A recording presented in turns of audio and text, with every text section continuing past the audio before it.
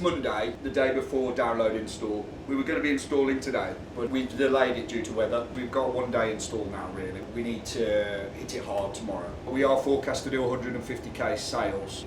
We are having 2 trailers come from Bookers with all of our stock in them. So we've got a fridge trailer and a freezer trailer going in. These are articulated trailers, so they're big. The costs are so high on stock that we need to look after it and make sure that it can be brought back, put into our cold storage here and resold on another event. Give you some context on volumes. We've got beef brisket going in there that is nearly a ton. Pulled pork going in there is nearly a ton.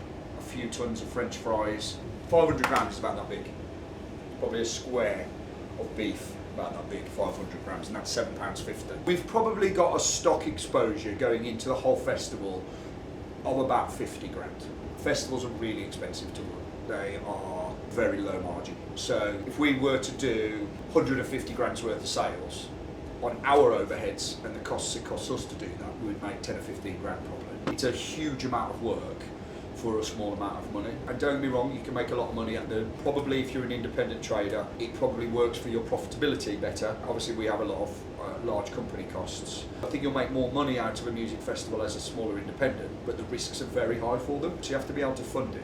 Most of our business works on small margins. We are high volume, low margin. We do thousands and thousands of meals per week. Our main model is not about making huge amounts of money per event. It's about our annual income and making a profit that way. So some smaller independents will make more money per gig, but we do en masse. You might be wondering why we would do that when it's such small profit and we can make more money on other gigs.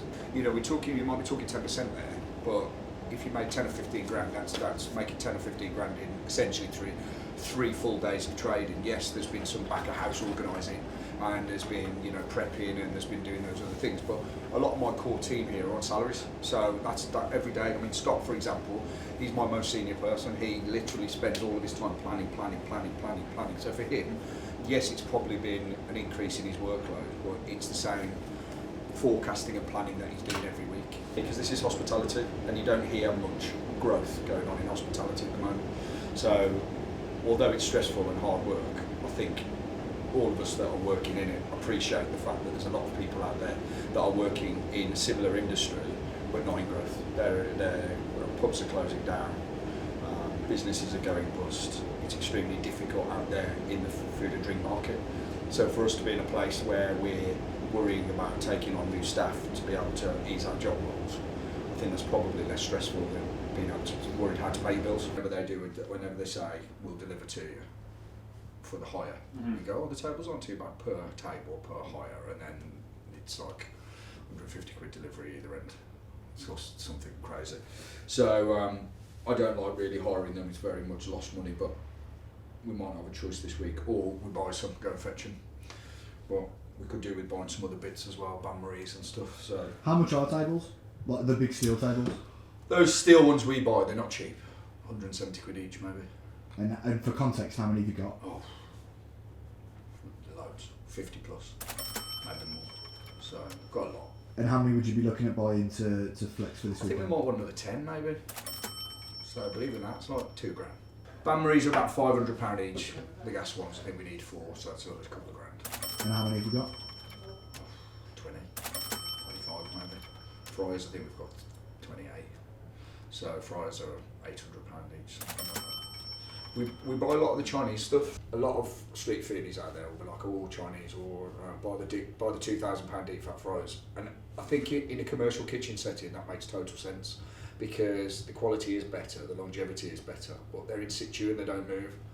I think when you are taking them in and out of trucks, especially as regularly as we do, which is multiple times a week, they get really bashed. And so if the internals are great and they're going to last you several years, the outside will look like they've been through a war zone, and it just doesn't look great.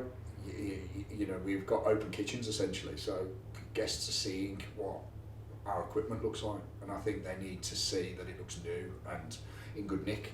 So I would rather go, this fry stopped working after 3 years, and get a new one so it looks good at a kind of £800 price, rather than a £2,000 one that might still be working but looks like it's been shot at with a machine gun. To the point where we're looking at sending Tom, our senior guy, to China to potentially buy a container full of equipment for us and come back. I mean, realistically, if we're looking at the sales forecast, like Scott said in the group chat yesterday, if you're looking at a 38k a day sales forecast across 18 hours, it's going to be nowhere near as intense as Worcester. If that makes sense. So like, there's going to be more time, there's going to be more people, and there's going to be like because the hours. Because it's spread out over the hours. But then I think we need to look at this as well, because we've got this concessions opening at 9 a.m. We're not going to do nothing till 12, 12 o'clock. Do you know what I mean? So I don't know. Do you want to get like some bacon and sausage, because we've got the dogs on site? Do you want to do like bacon and sausage batter as a last minute thing? Like, because you've got the guys there working, and I'm sure whatever's left, the guys will eat for breakfast anyway. So it's not going to go to waste. It's only a few. We're adding that onto the order, Scott. The Hookers. done it. Bacon and sausage. What already have, man. Oh, so we are doing that then? Not bacon, but I've put extra sausage. I mean, just order a little bit, and if it don't sell, we can scrap it and the staff will have it. And if it's busy, I'll shoot off. Should we have some raw bacon? We tills. At least on loaded, you can put a plain dog through. So that's why I did dogs. Okay. So we can just do dogs on the morning. Just do sausage then, because we never programmed, because obviously Live Nations tills are being installed on Wednesday. And it's all pre-programmed. I think it's one of those, we'll have to see about the breakfast thing, but the main thing even if we did do the breakfast thing, we ain't going to retire off the money. No. That's for sure. No, it never is. Do you know what I mean? It's very hit and miss. It could be a load of mess. And it depends where the VIP site is in relation to the campsite as well, because if they're all camping miles over there and then you're at the other end. And they've got all the breakfast people in the campsites. No, you've got no chance then. So I just don't think they're coming all the way VIP for a sausage. No. So I think we've got some there if people ask. So you can go, you know what, drop a chef on that. All right, just cook up a bit of sausage. Trucks of 5 together. Call it 6 by the time they're, not quite butted up side by side and all the rest of it. So if you put the 2 trucks in there, they're about 6 metres. So that would leave 3 metre gap between there and there. So if you've got the 2 trucks side by side, with the ends coming to there, they'll probably finish around here. So you'll have obviously access into the trucks there. If you wanted to try and install these up here, Tom, right, and then obviously put like some sheets round, then will you be able to just have a bit of a back of house area? That's what that's cut for. Yeah. Okay, perfect. Then, but obviously we'll have to do that when we're on site. To get it. Yeah, it sounds. Bang on. Because then you can bang on in line. turn it, can't you? Yeah. And then get it right. Go to that to be broken out of jail. So Don't film it. That's perfect, mate. Thanks for doing that for us. That's absolutely excellent. What's this for, Pete? Starling for download board. What have you had to do? Basically cut a scaffold pole down so we can attach it to the side of our poles. Yeah. So we get best coverage and we get the sales done quickly. Nice. Cheers, mate. No problem. We had no scaff poles basically, so Pete managed to get us one off one of his pals, cut it down, and it fits the bracket you see for the back of the Starling. So, because what you have to do is you have to be able to adjust the satellite aerial to be facing a satellite in space. If you're not facing it, you don't get the right signal, and if you don't get the right signal, it doesn't perform right.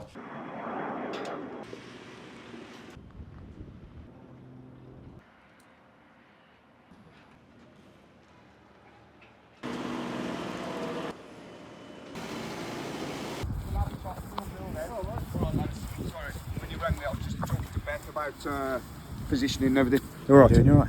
I walked 35 minutes, I just said to Pete, I walked 35 minutes to this lady. Someone just please tell me where the arena is. And she went, oh mate, it's alright, walk through. And I was like, I've just walked 35 minutes. And then when she went, yeah, you need a buggy really. She was like, wow. But mate, it took me over an hour to get here. Tom took you 5 minutes, we parked at the same place virtually. I don't think we'll need them, but we'll... Bring them up, coming up here in the Luton in the morning or... Yeah, that's it, yeah, and there'll be some tables John's fetching today, them, and I think that's probably it.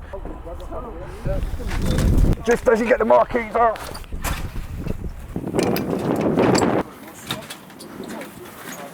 We've just arrived, we are running a couple of hours behind, just because obviously it's a big job getting through accreditation and just getting everybody in, but that's done now, so we're in for the first phase, which hopefully will be about 90% of the build. So they're going to put a 18 metre block in with a 6 metre depth on it. That'll just be our working space, service and kitchen area. Then we're going to put in a 6 metre dry store, and we have got 2 articulated lorry trailers coming, one freeze, one chill.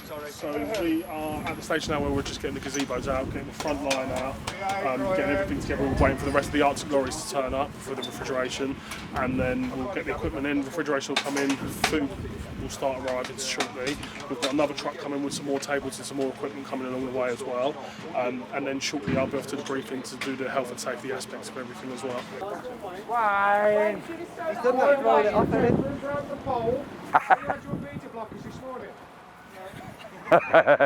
Yeah, perfect. Yes. That black tent there, you see. And I mean, don't get me wrong, we're the only food in here. So, but that black tent there, I just want to make sure that they can see us properly, and make sure that, you know, we can generate as much sales as possible. That's all. So. Do you think you're not the flow of people from? Say again. Is the entrance over that way? The entrance is over that way. Yeah, and obviously that's guest area there. So that's.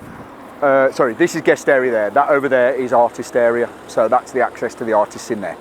So we're guest area. So this is kind of like your VIPs, your people with a bit more money. Some of the artists will come in here if they want to. They have access to here if they want to. If not, in that little area I've just been through there is like a load of like nice teepees, and in those nice teepees they've got like Chesterfield sofas and like a nice kind of area for all the main headliners. So they've got the riders and all that kind of stuff? Yeah, so but that is right next to us here. In this area is supposed to be a fair few people. It's obviously not anywhere near as busy as main arena, but they've asked us to do this because obviously our aesthetics and our food standards kind of meet what they're trying to achieve in here. So that's one of the reasons we're asked to do it. But it is a smaller area and there's a significant cost in here, and I've not done it before. So I just want to make sure that we've got the best possibility of taking as much money as we can. So I might just see if I can ask him if I can just squeeze one more there. No, so coffee there, I think, and then what we're going to do is we're going to go directly backwards that way with a kitchen area, and then behind that our Arctics, so something like that. But if we go one more, it's bang on then. Yeah, I don't object, but I would say that we've got more space than we need this side. That's going to be filling in to stop people getting there. So yeah, I mean those two marquees are going at the back there as well for a wash-up area, so we can fill that gap there if you want. Cool. Yeah, perfect. Thanks. Obviously, we go one more that way. You can almost see 50% of our units from down the middle there, so we're not massively beyond the tent. It's just for I think it's just for people to chill out in. So seats and chill area, yeah. So, but if that's all right, then we're good to go, bud. So, yeah, go that way, front way, and then just turn, yeah, like that, yeah. Probably hating me right now. Keep moving everything, but I just believe it or not, these tiny little adjustments make a huge difference. I've talked about this before, but I had a pitch on Oxford Market and I wanted the pitch next to me, and I asked the manager for it, and he just didn't understand why. It's like a 3 metre gap difference from that stall to that stall, and I said to him, I want that pitch there. And he was like, we can have it when it comes free, yeah, but why do you want to move from there to there? It's right next to you. And I just said, I just want to go there. Went there, doubled my takings. As stupid as that sounds, right, that's what happened. But don't get me wrong, it wasn't dramatic takings. It was a small local market, but it doubled the takings, and we we're driving all the way to Oxford 5 days a week. You know, we needed to make it work, and so it made it worth going just by moving 3 metres. So the smallest adjustment can make a huge difference, and because of that, that's one of the reasons I've come today, because the costs are so high on this. It's not one we've done before, and I want to make sure the positioning is right. And then I'll go away and leave them do their job, and then they'll probably be happier. And we keep making these changes. What's the change that you've just made? So I've took 6 metres off this end and put it on that end. And the reason I've done that is because you can see this stretch tent here. And although you can see through it, it will take all your focus. So rather than everyone looking, oh, look at that block of food court down there, or that block of food units down there, they'll just see the stretch tent first, especially when they've had a drink. So what I've tried to do is push it as much that way as I can, so that when people are coming down the middle, the bars are there, the gate is there, they can go, oh, there's food there, look, down the middle. So then they can see it right the way through. So it's just to give it that little bit more visibility, but I can't go any further that way now because there's a toilet block there, and I want to stay away from that. But that is good enough. Oh, you're on site? I'm going to come for a little bit, yeah, but I've got a meeting with Bookers because they've got a new catering director. So Phil's bringing him to the office to try and find my way back to the car. I'm going to Triumph now to do a site visit with them. I wasn't going to go for another half an hour, but seeing as how long it took me to find my way in, if it takes me that long to find my way out, I'll miss the meeting. So it's going to take. Talk me through what's going on. So Triumph, they've basically got a supplier meeting, so they're basically meeting everybody on site just to run through the event, because obviously we've got to do 2,000 meals for them, and we've got to do it in a really short window. So I need to have a look at the space, because we'll be putting back house kitchens in for that as well, and just meet with the other suppliers and make sure that there's no crossover and we're not in each other's way. So and just kind of do final sign off there really before the event itself, which is next month.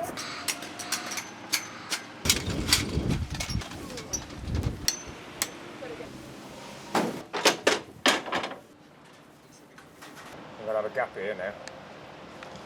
And then them two that side, kitchen out the back. And obviously There. that's And working there's that one there, innit? So we've got an issue with the truck getting on site now. So apparently we don't have authorisation to have the trailer on the grass. So we're just waiting now to get authorisation for the trailer on the grass. We can get them both backed up and get them onto site. But we're just making a few phone calls and just trying to make a few last minute adjustments to try and get this sorted out. Just that we've got to run the power from the distro over there all the way across, and we're just thinking we've got a health and safety inspection coming up tomorrow, probably tomorrow afternoon, and then we're going to be looking to make sure we obviously pass. So just querying the best way of running the power. If it's better to have the power running across the ceilings of the gazebos and then dropping the power points down to plug in for the heat lamps, or if we run it across the floor. But then if we run it across the floor, we've got to make sure it's obviously not a trip hazard.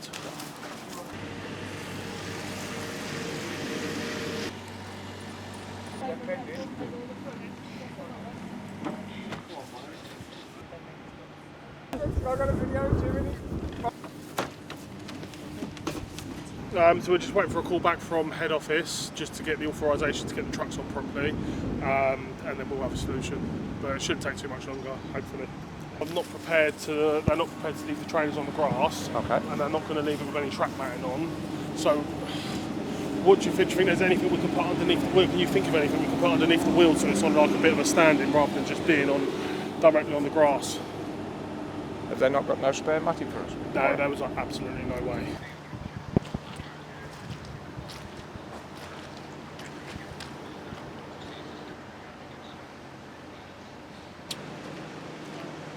Nightmare. Worst case is to send Wayne to builders merchants and get some 8x4 sheets just to put under the back wheels. It's grass. It's going to be on the grass. So there is no hard standing whatsoever. Do you want me to speak to him? Can you? Yeah. Is the land is, is grass. It's not something. It's not. There is not stones. Let's say like this. Yeah, on the grass. It's just grass and land. It's just all grass. Yeah. Is the guy? The guy is in charge here. Yeah. Is with me here. Can you speak of him? Please, yeah. Hello, good afternoon. Hello, mate. How are you? Yeah, all very well, thank you. How are you? Sorry, what's your name? My name's Dave. Oh, hello, Dave. It's Tom speaking on the phone. I'm the operations manager on site. We're looking for the trailers to be reversed up back to the back of our setup at the back of the guest experience area. The trailer will be on the grass, but the van won't be. The actual cab itself doesn't even need to go onto the grass. That's how close it is to the trackway, if that makes sense. So the whole. The legs will sink, mate. Straight away, the legs will sink. Doesn't matter how hard that ground is, how hard that grass is, them legs will sink. There's 38, 40 tonne of goods on the back of them trailers, that will sink. 100%.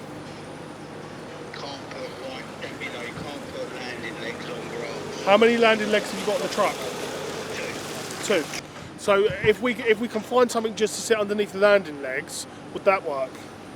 Buying something like a sheet of wood, you're wasting your time. You're looking at something like sleepers. If you double thickness, the thicker you can get it made, the better. So the actual tractor unit won't touch grass. Just the trailers. Just the trailers. Right. Okay. That's probably not going to be an issue, but the landing legs must be on a solid surface. This one. This is the legs.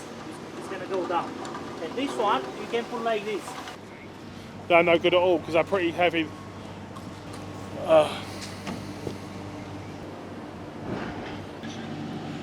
Yeah, okay, I'll have a look around and see what I can find.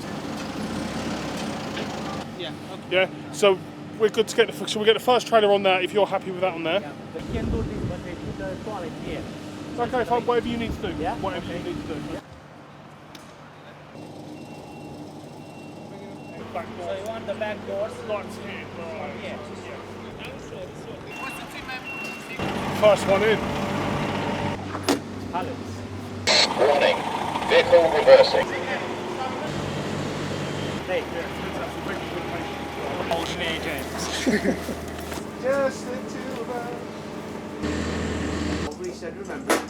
Because I'm putting a runner on to get all the guys to stop. So if you need chips, you go guys and need chips, and someone will be there to empty the bins, etc., etc. So they can run backwards and forwards and bring everything. So that'll be taken care of. That'll be pretty straightforward. It's just on the chefs to communicate with them what they need bringing up. Warmer in this one, James.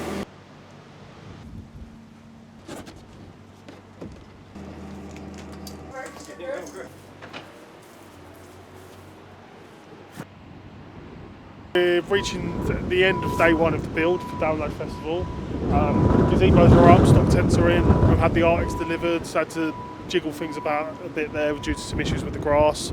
We're now in a position where we're connecting up all the electrics, connecting up the gas, all the equipment's in, all the tables are in, just ready to really be able to come in tomorrow and just really be in a comfortable place for when we start trading on Thursday. So over the worst of it now, there's still a long way to go. What have you got left to do?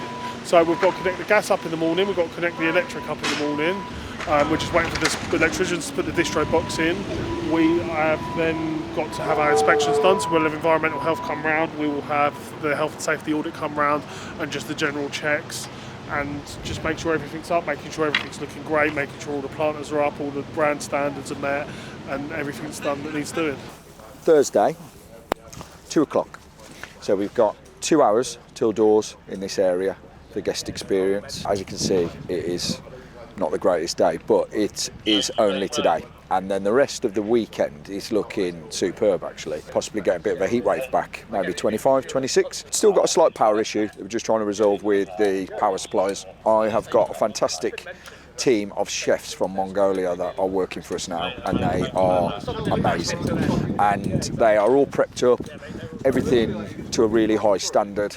We've had some inspections already this morning, so we've had fire and they're happy. We've had EHO and they're happy as well, apart from our chiller is off at the minute because of the power situation, but that isn't too much of a worry because they hold their temperature and we're not having to go in and out of them. So at the minute they're still within range, but obviously we'll need to get it resolved soon. But other than that, I think we're nearly ready to go, really. Most of the staff are through accreditation and have set up in the camps. Okay. Yeah. Fine. So you want us to put them on individuals? So they'll either have to be put onto individuals, Yeah. or if you've got OPSO regulators. Now I usually carry like 1 or 2 spares at most. I've already done one for the rest of the festival. I've got 8 on me. Okay. So I don't know if you've got any. Otherwise, it would be have to go on the single appliances. Okay. Anything else other than that? Because I'll just get it arranged. There's a couple of them. You've got. Those two are fine. What was it? Yeah. One of these has got Jubilee clips. I see on it somewhere. We need to change them to crimps. No, I've got crimps here. You got crimps? We'll change them. Perfect. No No worries. problem at all. Yeah. But yeah, it's just them bottles there. Just them bottles. So individual appliances. Yeah, they need to be feeding individual. So all fryers are on individuals, aren't they, Pete? Pretty much. Yeah. I think this, So this one's on a split. We might have enough anyway. So can you switch them so they're all on individuals? We don't need them all on now, right? We just need a few. If we need to get more from depot, we can get more. You see. So put everything on individuals for now, right? And then I'll either get the devices he's on about, right, or we'll just connect more bottles. We've got 17 bottles out the back there, so we aren't going to be far away. I was going to say the bottles is fine. It's just whether you've got enough regulators. If we haven't, we don't need them today. Oh, yeah. I can go and get more and bring them back from depot if need be. So start splitting. We don't need all the fryers on. Right, we're going to do a little bit tonight. Have you got your tickets with you at all? So, Have you got your tickets? Sorry, you can get those ones, which are similar to those ones. They just plug straight in. They've got a button on the side. That's the OPSO there, and you press it in. Basically, it resets it. Well, let's work out what we've got, because if necessary, I'll put them on individuals. Yeah, I was going to say, if you put them on individuals today, then that's absolutely fine. Make sure they're all on crimps. Yeah. I don't mind at the minute it being on orange hoses, but ideally they need to be braided. Okay. They need to be braided, and the connections, instead of it being crimped. So I'm alright with the final connections being crimped. Yeah. But eventually they'll need to be quick release couplings. Yeah. So basically they'll just pop on and off. Yeah, so most of this, quite a lot of this stuff is on that. So, like these, that's what you're about, aren't you? On like these fittings. Yes, yeah, all of those ones basically. So pretty much everything is on quick release. Yeah. On all of these are on quick release. Yeah. So just the ones like this that I'm thinking of. It's just those ones there where they're crimped on like that, so they want to be the quick release tees. You want them quick release in there as well? So okay, fine. You get my iron tees and then just screw in quick release fittings at brass. Fine. Yeah, that's all those ones. But where at the minute it's fine, but obviously like these ones here, if we can just get them swapped out for crimps. We'll change that. Did you say there was another one on there, do you believe? Or was it just that one? There was one there. I think there was one on one of the fries somewhere. I think Well, what I'll do back. is I'll get Pete on it now. We've got all the crimps with us, we've got hose with us, we've got everything with us, so we can change anything needed like that. Might not have been there, it might be one of the One of other them, ones, yeah. to be fair. Well, It's one of them anyway. But yeah, if you just go around and check those for you. We'll turn a load of fryers off because we won't need them off. We'll get everything on individuals, and if we're missing regulators, I'll get them. I think that's absolutely fine, bud. Okay, good. So, Got to extend that so we can get the reach because we're going down under the Have table. you got the fittings with us? Yeah, they're all in the box. Oh, there, yeah. So, will you just go around as well while you're doing that? Yeah. Will you just go around as well? There's a couple of Jubilees on bits Slip like them a off, pile. change Just them change them around for us. Would you? Just do the whole lot. Just put some extenders on them so they reach all that. We'll have everything on single bottles. Because, I mean, it just means we're probably going to do very little changes through the vent then. Maybe just the fryers if it's big. So yeah, I don't even think those fries will drain that. No, they won't drain that. We We probably just don't have to touch it then. It's done. So, all right, No no problem. Lovely. What Thanks I'll for do is your I'll help, come mate. back in a bit and just cast my eye over it. Yeah, absolutely. Yeah, I'll leave it. Give him an hour or so just to run through that lot. All right, thanks, Thank you, bud. mate. Working on it because I've chased it 2 or 3 times and they've gone. We know we're working on it. We should have stock. It's the pizza ovens and these chillers. That's all we need on. So, just want permission off the guy. Yeah. So, a little bit over on our booked power. So I'm not going to plug it in without him saying we can do that. And if we need to pay more money towards it, we'll pay more money towards it. So just plugging away. So big festivals are like this. Yeah, like everyone working on the site is not firefighting, but trying to work through it, getting to the point where the customers come in, which is like an hour and 20 minutes, and making sure that everything is right, everything's compliant, everybody's working. And in the festival groups that I'm in, you can see people are like communicating with people to say, look, we've got toilets with no power on, and we've got this over here, we've got no water bowser over there. So it's just trying to work on those things to try and get it right.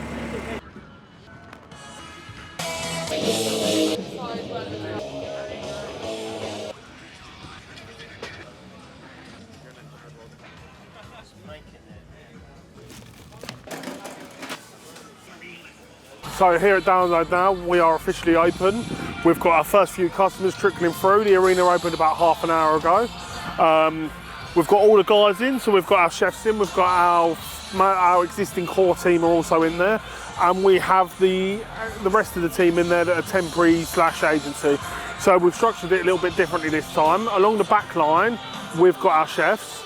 Middle line, we've got our managers and our core team that know exactly what they're doing. And then we've got the agency at the front. So the reason we've structured it like that is so the chefs can cook freely. There's no clash of space. It's all pretty calm in there. They're all working in threes. So you've got one chef, one manager, and one server per concession. The manager makes the foods. The server builds it, has that final quality control element over it, and then that gets passed forward onto the server, who takes the payment and passes the food onto the customer. So it's a little bit. We've changed it around a little bit here. Obviously, it's still quite quiet. We're just getting started and we're just ironing out the creases. But yeah, we're all go now. So we have had a few issues this morning. A couple of bits of equipment have needed replacing, so Ryan's gone off to get them. And then we had a few issues with the fridge and the generator packing up. We've now got that back on, so we're all looking pretty good and pretty set now. Chicken, no sauce. We're back here again. The power has gone down for the second time today. We're just waiting for the resolution. So what we've done is we've managed to keep the air under control. We've pulled back on the amount of prep we've got. We're relying now on the gas burners to keep the food warm and just trying to improvise the best we can and come up with a solution around this issue. It's not uncommon for the generator to go down at these kind of events. So I've told the guys, keep everything here, keep everything that could be held on the gas pans in the gas pans, i.e. the pulled pork, the pulled beef is all in sous vide, so that can be stowed up and that can be topped up little by little. But the electrician is on the way to get this issue resolved now, so hopefully we'll be back live in a little while. What concessions does this impact the most? Probably pizzas, because the pizza oven's electric, so that's put the pizza oven out of action now. So fortunately we're not too busy. This is part and parcel of the Thursday afternoons, is just to get this troubleshoot out and get going again, get back up to speed, get everything sorted out. So this is part of the troubleshoot. This is why it's quite nice to have this Thursday to ease in gently. This is the power for us, the toilets for the VIP, for the offices next door. Yeah, I think so. I'm not 100% sure what it is exactly. But they're like literally now Power Logistics and WBPS have literally just turned up now and are looking to resolve the issue. I think it's for a new stove for the gas cooker. Just like assemble it to make a new one. The joys of festivals, eh?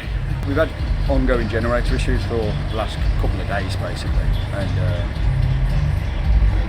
we've had the blame a little bit for that, and they brought 160 kVA, and you can see the size of it there, it's the size of a bus,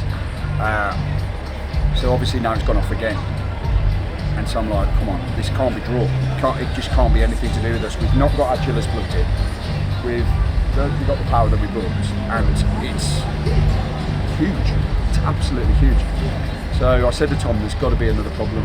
Because he's told me on the phone while I was just out getting some bits, he's told me on the phone that it's gone off again. I said, there's got to be another problem. Anyway, they've now found out that the fuel tank that was supplying both is contaminated. They think it's got water in it. So it's done something to the last generator and done something to this generator. So it wasn't us. So, which I thought it wasn't, because we definitely didn't overload it.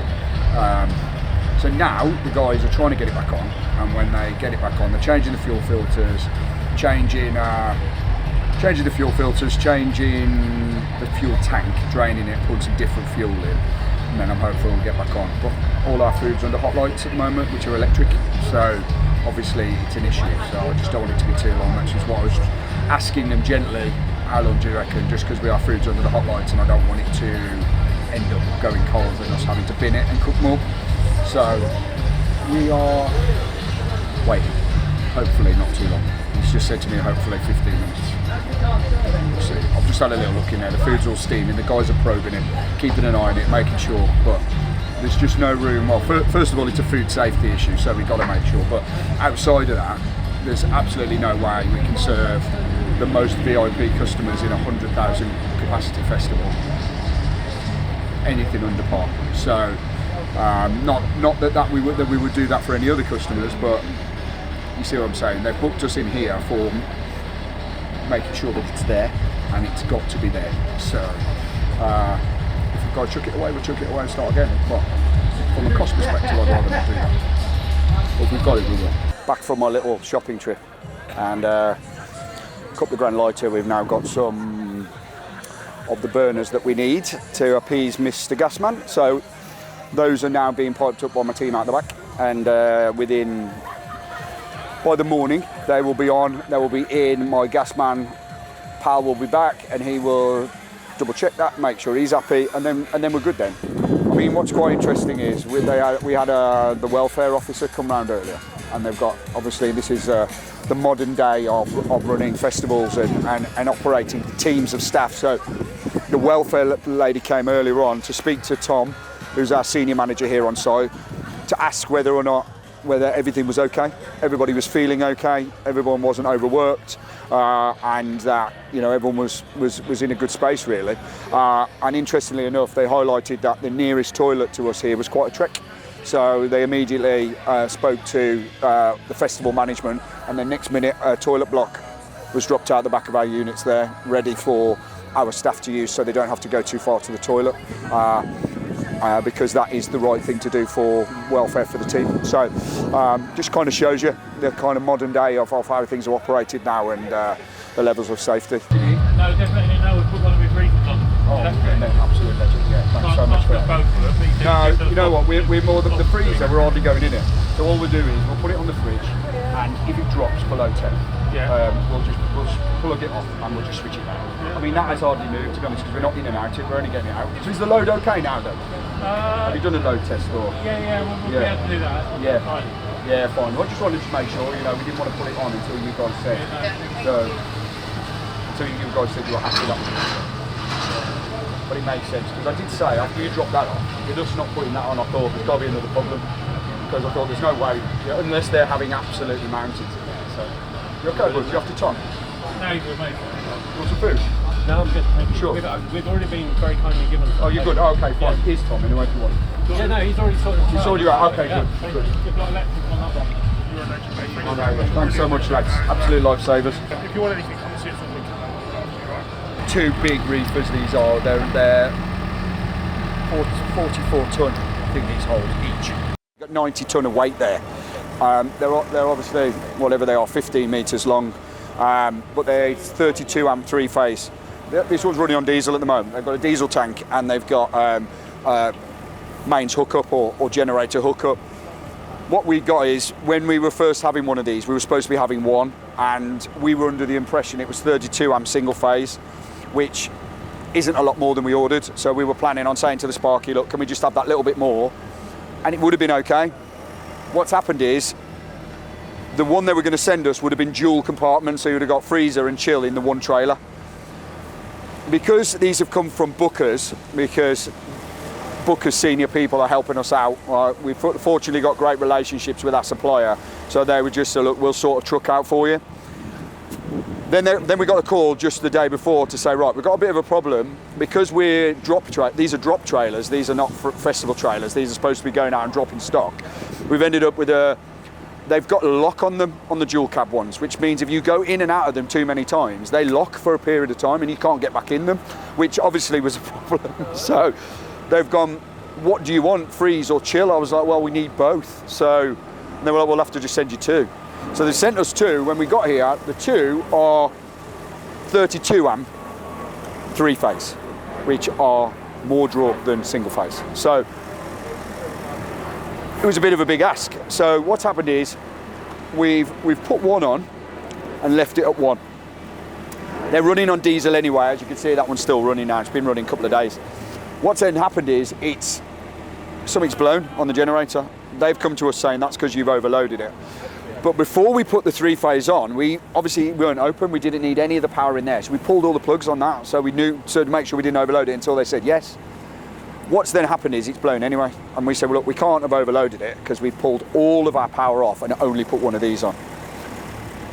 Which obviously they didn't believe, because that's what everybody says. Everybody does what they shouldn't do and then denies it, which we don't do. We don't do that because it just, it gives us a bad reputation, and we wouldn't do that. So we've explained that to them, and they're confused and a bit suspicious, and then they brought over 160 kVA Jenny, which is huge. And he went, right, that's got mountains of power on it, and as you can hear the guy saying, we got no problem with you putting that on. And it's gone again. So they've investigated it, and they found out there is water in the fuel. So I think probably because we've had the blame a little bit, they've kind of gone, we fixed it and we've sorted your reefer out, you can have it on. Can't have both on, but that's fine. That one, we're in once a day when we get our frozen out of it. So it can run on diesel. If it runs out of diesel, we will monitor the temperature gauge. If it drops down below kind of minus 18, which is where the regs are, we will then put the fridge back on. Sorry, take the fridge off, put that in, the fridge will stay cold. It'll only take about 10 minutes for that to go up to minus 25, and then we'll switch it back here. And then that will hold for hours again. So a little bit of work, but we've got the team on site. We've got Tom, the senior guy. We've also got a load of our usual site managers on site, Dave, Leone, Pete, people like that. So we've got the people here to sort it. So it's all part and part of the festivals, to be honest. I said part and part, not fun of. It's part of the fun, because it's definitely not fun, but it's part and parcel of running big scale festival stuff. Well, currently there is 2 days in there, so it's about 20 grand's worth, but we have got another 30 grand's worth sitting in with our suppliers in an area, in a massive cold store, all boxed and palleted up for us, ready to go. That's on standby, because we've not done this festival before. We need to be able to deliver the numbers for D&J Catering and Live Nation if it comes, and make sure that these guests are fed and happy and fed quickly.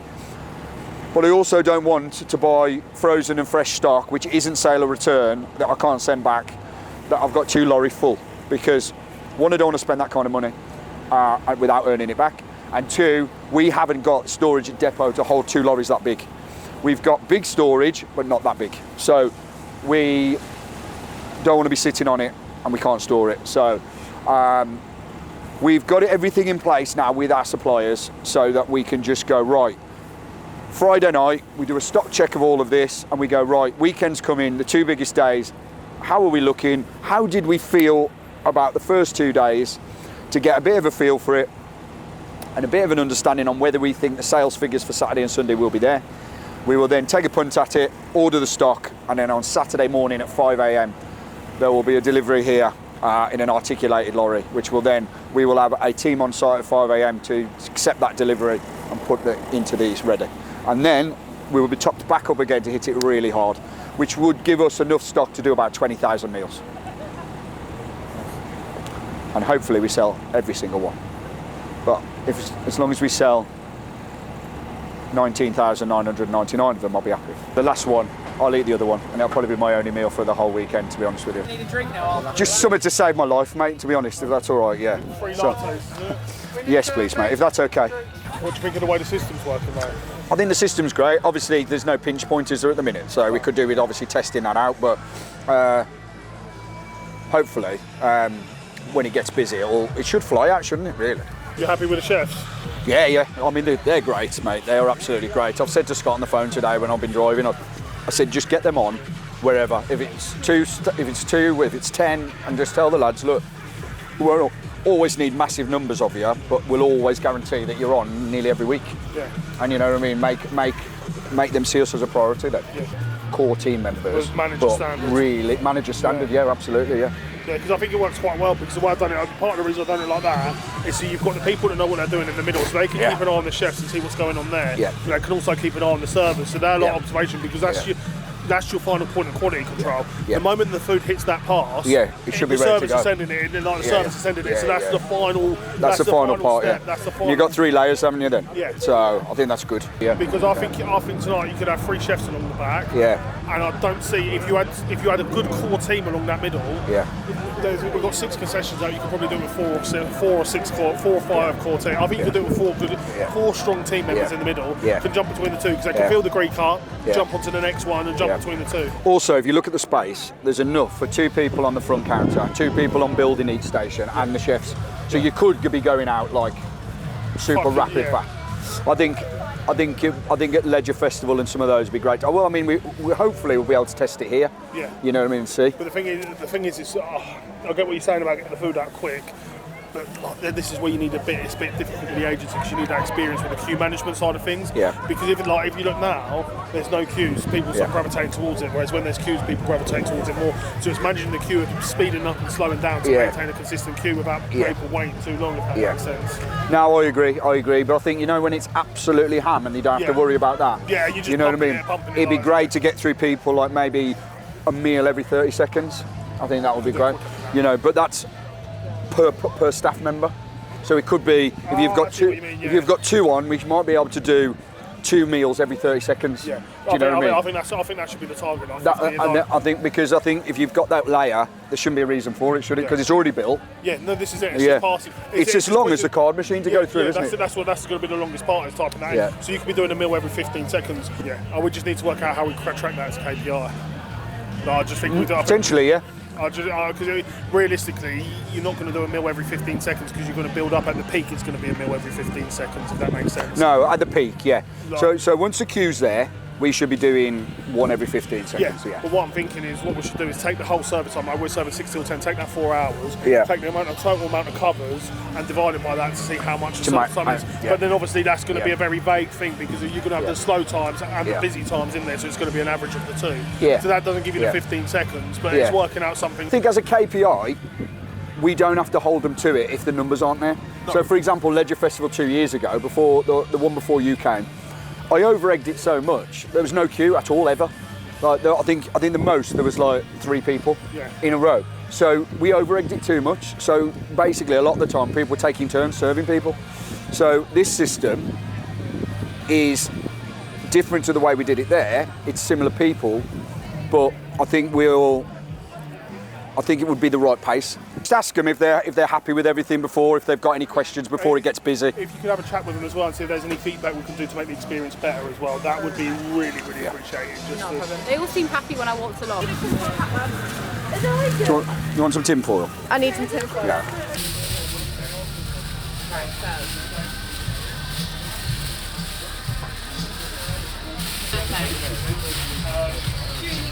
Need a little point at the top. Brilliant. This is brilliant. Right, ready?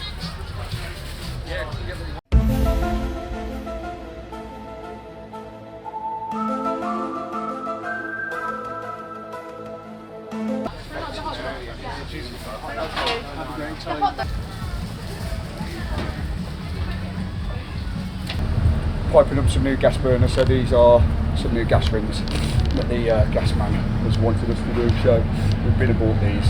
One of the chefs has put them all together for us, and we've just got to pipe them up now. So we've just got to pipe them up with the right gas pipe, which is what we're doing.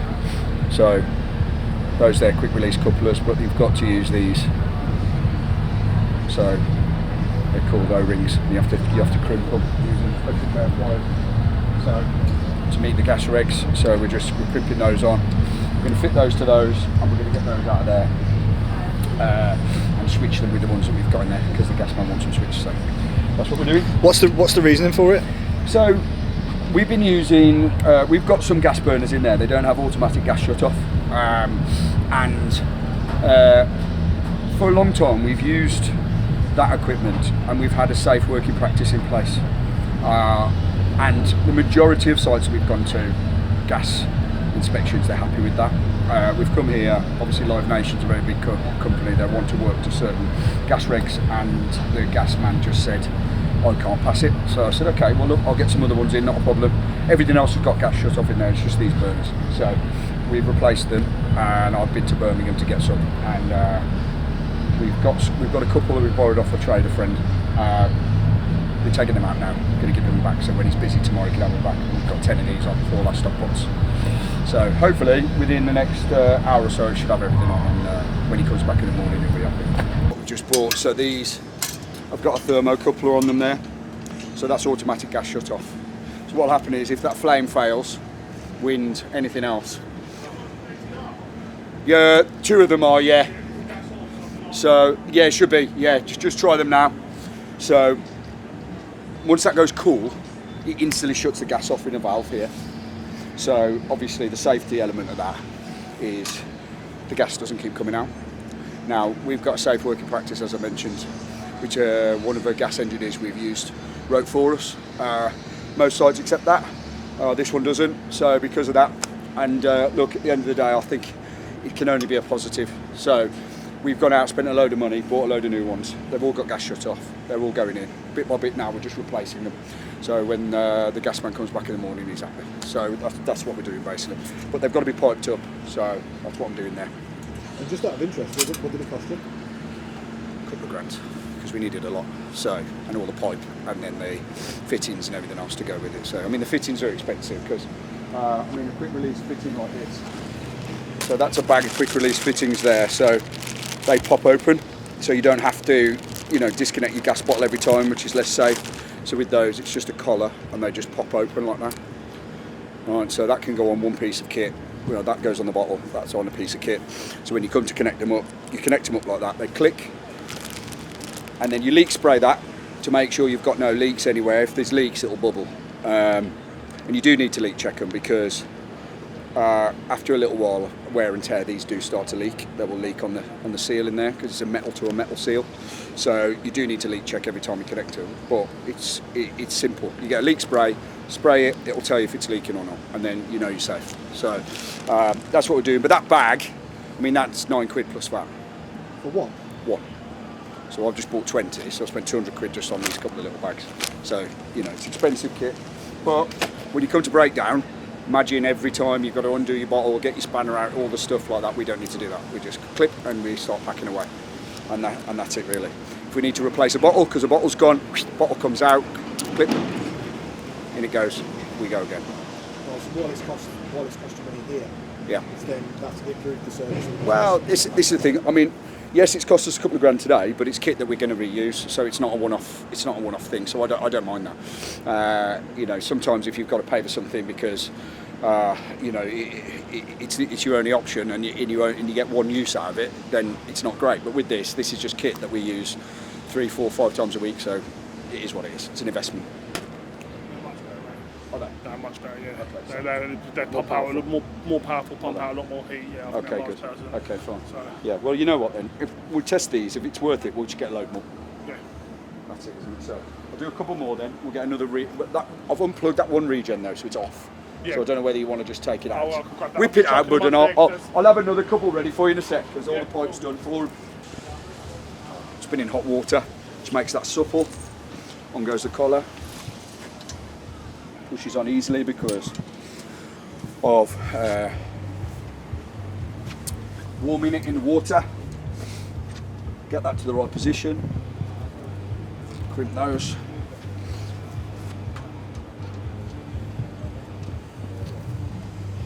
Crimp that one, and then you've got a nice tight fit there, and that's not going to come off. The only thing we've got at the moment is a loose bolt, so we need the gas spanner to tighten that up, and then we should be good to go. So just need to nip that up. That end's ready, so that will now clip straight into the bottom, ready to go. Just get the spanner. But yeah, they look better already, so. It's all this stuff that you get wrong, and that's why I don't mind putting it out, because a lot of people go, why'd you put out so much information when you've got competitors watching this and everything else? But I don't really view it like that. You know, we've got a very unique business model that take a lot to replicate. It took us 20 years to get to this far, and all of this stuff, if it stops a load of street foodies spending money that they didn't need to spend, because they'll buy all the wrong stuff and then later go, oh, I need quick release, I need this, I need that. Well, you can have a look at some of this stuff and just go and buy that before you go and waste a load of money and have to buy it again, buy it twice, which I've done. I've bought everything twice. So it's glamorous at the top. Do you know what I mean? Friday, Thursday night, at a festival, round the back, kneeling down in the mud, with a little tray of hot water, making up gas pipe. Pay attention at school, otherwise you'll be stuck in a field on a Thursday night making up gas pipe like me.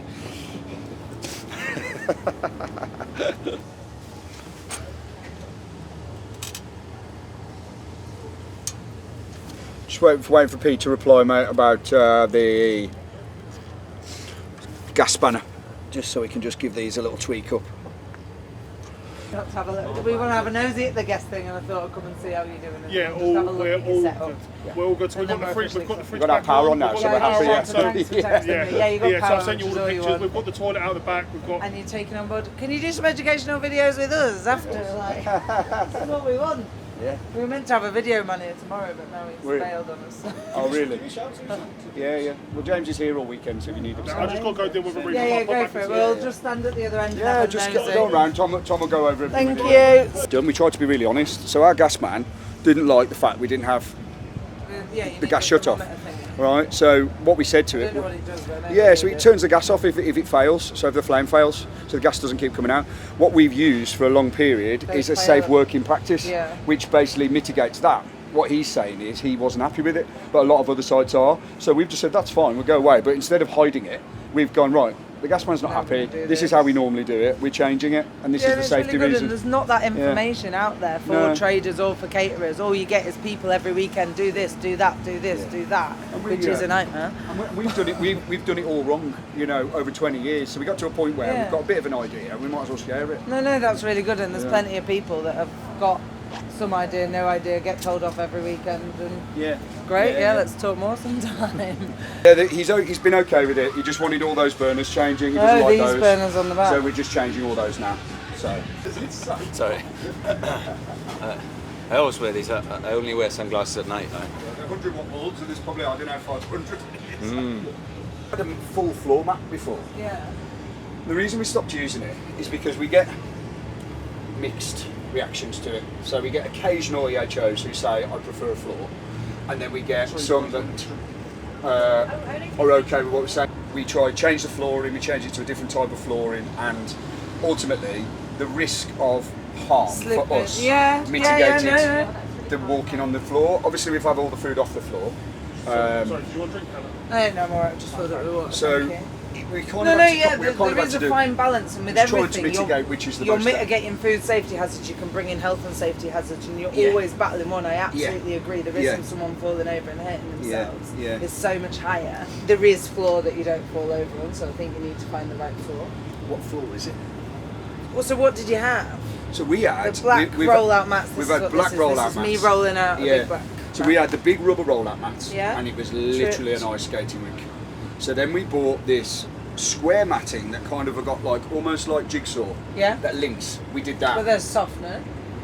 We had a reasonably hard one. Right. That was absolute ice rink as well. Because what was happening is everyone's walking the mud in, and then if anything like a little bit of oil gets spilt on it because of deep fat fryers or anything like that when they're draining. Are we wearing non-slip shoes? So. Yeah. I mean, we've literally tried it all, and we got to the point where I'm like, the grass is. I've just seen some fantastic flooring this afternoon. So this weekend, let's go for a walk and check out some flooring in the arena. That sounds fantastic. Because we prefer to some guys just had lino. They've had the same lino for 5 years. Yeah. And it works perfectly because it's bathroom lino. It's non-slip. Okay. And they said they've had the same roll and they just scrub it and mop it and they really like it. But there was 3 in a row that I went to at the top of behind the what was it called, the avalanche stage. Okay. That they had really great flooring. But do you always do massive kitchens like this? Yeah, they're always really big, you see. That's the this is your issue, and you don't trade at glass. Because glass for me, you have to have a raised floor, and maybe that's your best option is some sort of raised thing for this big, but then you have things to carry a lorry full of pallets. Which is, I mean, it's not so bad if you're working on a multiple day because you can put the time into that build. Sometimes we'll put these in on a 1-day commission and back out again for like a horse racing event. Might be like a ladies' day or something. We do all those. So. Yeah, I think we're 3x3 or a 6x6. But what have you got? 12. This is 18 by 50 by 6 with the back of house area. So it's a lot of flooring that you need. That's, so that, sometimes and how you 10 of these. interconnect that and get it right. That's the difficult bit. But yeah, and that's it. So I think we need to. I don't lay it. I don't know how these lot lay it and make it okay. So at some point this weekend we'll go for a walk. That would be fantastic. I think that's best. It's finding the way around the joins as well. The other thing that you just get is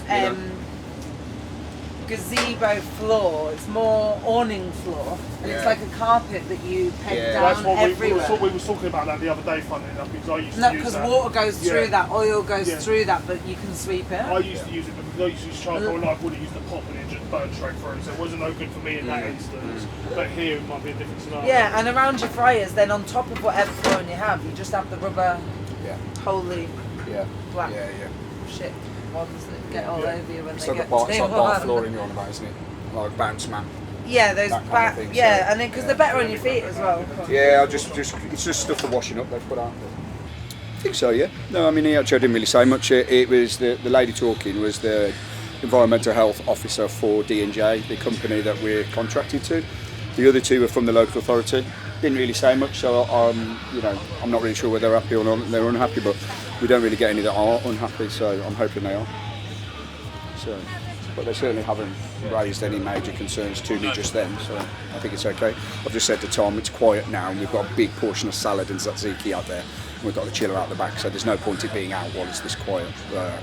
It's on a short window, so let's just get it back in the fridge and make sure that it stays nice and cold. Just starting to die down a little bit, so we're just going to start condensing down, getting everything together, getting ready, because we're only serving till 1 a.m. tonight, the other nights at 3 a.m. and then we're going to get it all sorted out and get the guys out of here. Just trying to cut down because we don't want to overall, because it's been quite a quiet day today, which is just like the training period. We're just trying to get them eased into it, get them trained up to speed, but obviously we want to limit the losses. So when the moment 1 o'clock comes round, we want everyone out so there's no overtime.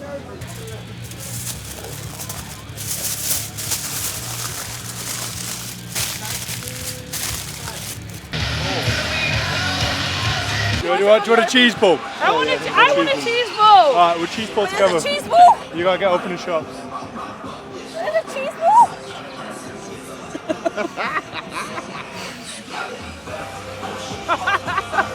Stop giving me that. That's good, that. That's nice. There's a cheese ball. I like the cheese. Got it again, man. Wait, I want more. Wait. You're taking all the nice bits. Wait. Oh, man, bro. I'm in Paris. Oh, yeah. I've been taking 1 year. What's the next to happen? That's good. That's nice. I'm well happy, mate. I'm so happy. A bit of a tidy up now. Service is coming towards not close because we're on until 1 AM, but it's very quiet now. So we're just trying to have a bit of a tidy up. Got all the washing up out at the minute out the back here, and obviously that's not suitable. We need a wash up area properly. So we put it out the back to get it out of the way. We're just clearing. We've had one section of stories that we've kind of wanged everything in because we've been trying to get open in time. So we're clearing that out now, creating a proper dry stores, everything off the floor, and then this end we're creating a washroom with proper stainless tables in, so we can put a pot wash in there as it started to quieten down and just get them washing up so that we don't start a big wash up at 1 AM, little and often. So keep the labour down and also make sure the guys can get plenty of sleep. I mean, we have got 2 shifts of staff on, so the guys who are working late tonight, late tomorrow night, they start late, and the guys who are coming on tomorrow morning will have finished. I think they finished around 6. So, well, most of them anyway. Pete is here helping me get the things. He finished at 6, but he's come back to. He was at his tent, so he's just come back to try and just help me get the rest of these gas burners on, so that tomorrow we'd have to focus on anything other than just starting. The staff said, "Why don't you take your hat off if you're so hot?" And I was like, "Because my hair will look absolutely horrendous." Nah. It's like, no chance, mate. I'll give you that much. Look, there you go. Bad. So, That's the thumbnail. That's the thumbnail. Absolutely not. Right, 18 there now. All new. Yeah, all good. They're all sound. All tight. I've got 2 of the chefs off the top and save the labour, and then they're going to be the ones that start at 8, and then we're going to stagger it, and then so I'll do 8 till 10 tomorrow. Yeah, sound top. Yeah. Okay. We need to go to bring the water. Same as like before, we fill up all the pots with water and then fill up all of the black. Do vegan pizza, because those ladies just asked for a vegan pizza. I know it's not on the menu, but we could do it for them. Yeah, do it. Because we've had quite a lot of vegan customers asking so far today, so it's obviously, we've got obviously these vegan options, but if we were to prep the person on here to say, I can also do you a vegan pizza if you want, and then they can shout it up. Yeah, I think that's a good option for vegans going forward anyway. Allergy. Yes, allergy. Yeah. Okay, so what is it exactly that you were after? What did you? Because we've got the 6 different brands. I like the mac and cheese, but like there's a lot of stuff here that I can't eat. So what's the alternatives? What is not got any dairy? The Mexican would be dairy free. That's this one here. That might be quite a good option then. So you could have a burrito or you could have a naked rice bowl. Right, okay. You've got beef, pork, chicken or vegetarian. And then you can have that in a burrito. Yeah, he told me he had some Mongolian beef earlier. You had some what? Mongolian beef. The tea? Yeah. Oh, it's not what? No, he asked, what's this? I said, meow meow. But it's not meow meow, of course, yeah. James, you know, from all your years of coming here, is Friday busy or not? Yeah, it is busy, yeah. Yeah, because everyone, like, all the festival, like, everyone gets here, like, if you want to party for a couple of days first, everyone comes on the Wednesday, but everyone's at the campsites are grand. Yeah. 4 of the campsites are fully, like, you can't get anyone else in. Yeah. There's only 1 or 2 campsites with any spaces. Yeah. Tom spoke to somebody from over the campsite, one of the caterers, on, what was it, Wednesday? What day are we on now? Thursday. You spoke to him Tuesday or Wednesday and he'd done 20k? Yeah. Because of that over there busy. That was in District Tax. The staffing you've just talked about, let's have it at that and then just get it prepped up. And just get Limp Bizkit tomorrow, that'll be massive. You don't need massive numbers in here though. The thing is we've got a captive audience, so if there's, you know, even if there was 2,000 people in here, we'd do all right. Yeah. You know, I mean, like at any one time, just rolling. So I think that's okay. So hopefully then, that's all I wanted to know really. I just didn't know whether you'd been here and been in the arena, and on Fridays is a bit quiet. No, the first few I only did day tickets. Yeah. And so we did a mix of the days, just because for whoever the headliner was we wanted to see. Yeah. And then I've done 2 of them for a full 5 days. Yeah. And the Friday is like chaos. It's 20 past 11. So the all the new kit's in. It's all piped up, it's all connected, it's all leak checked, and it's been boiling water up, so it's all good. Gasman's coming back tomorrow morning just to cast his eye over it, make sure he's happy. Tom's going to meet him, chat to him and make sure he's happy. If he's not happy about anything, like he wants more regulators, Tom's going to ring me, I'll bring him over from the depot. But hopefully he'll be happy now, and then we'll roll with that. Then Tom's going to give himself a little breather for a couple of hours, get himself sorted before the lunch rush. Come back kind of about 11 o'clock-ish, just before it gets busy, make sure everyone's got themselves together. If I'm needed, I'll come over. If I'm not needed, I'm going to wait for Scott to finish all the planning work for the rest of the events this weekend. And then I'm going to pick him up and bring him over here, because he's a download fan. He doesn't get to see much other than the office, which window looks out into the factory, so it's really not very nice. And it's his birthday weekend, so we've got him a birthday cake, and then I'm going to let him have a few pints. They've got no candles though. No, we've got no candles, so, but I'm sure he'll live with that.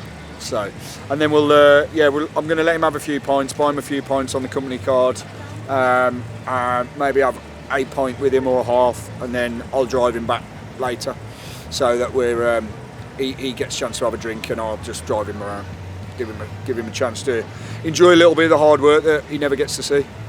Yeah, I'm happy with that. Yeah, you're happy with it? Yeah. Your fryers. Yeah.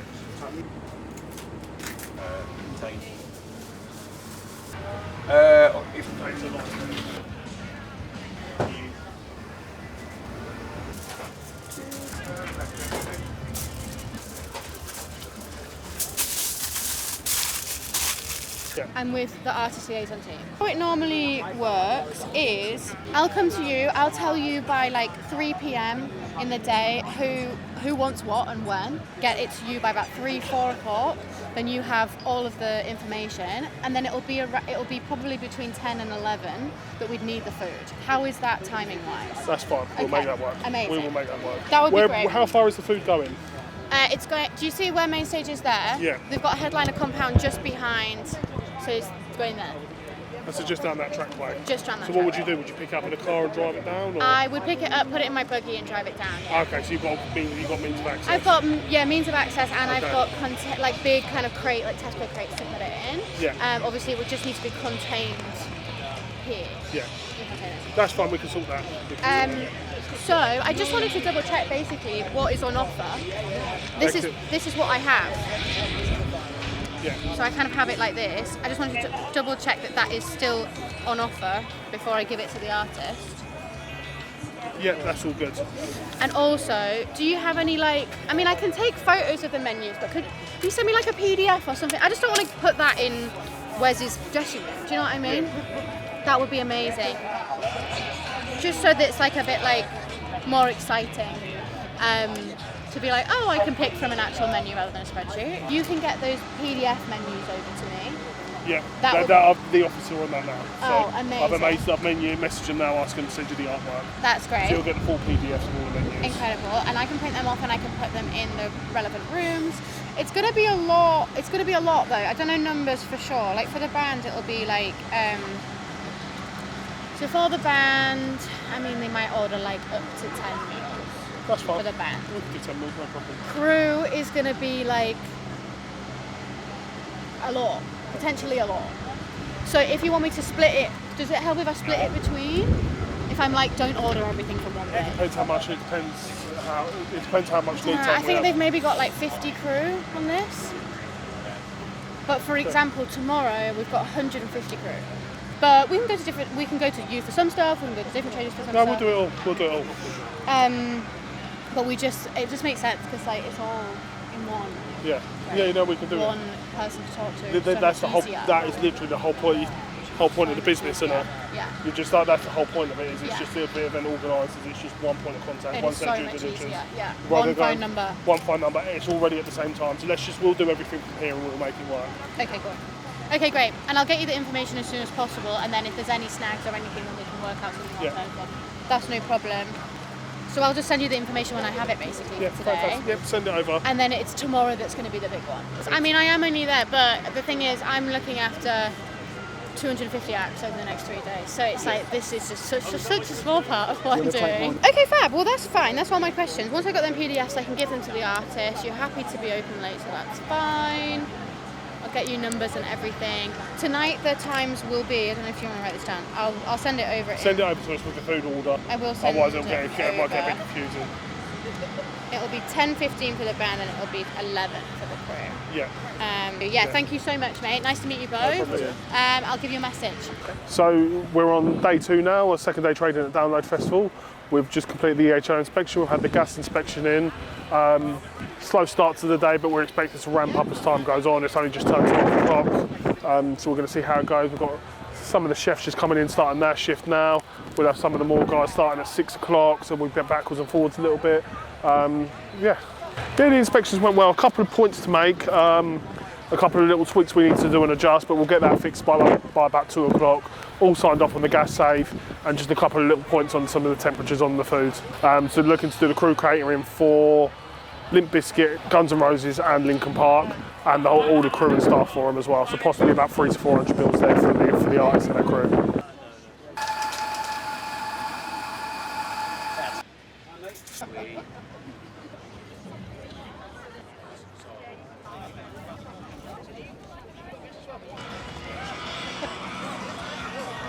If you're wondering what a torque pit is, it's basically just where you open up a circle pit and you torque in it. Shut the fuck up! And then... Galadriel, man!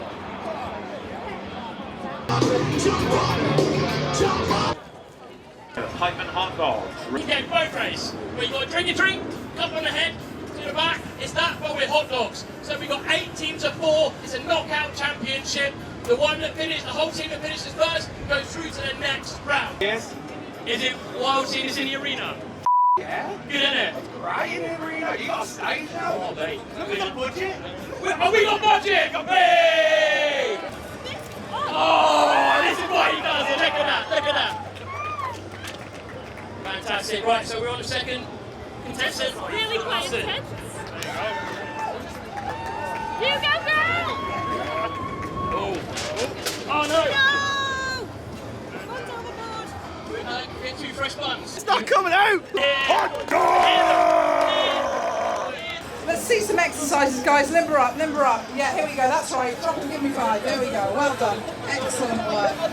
So if they get through to this, we're through to the next heats. So there's only more hot dogs to come.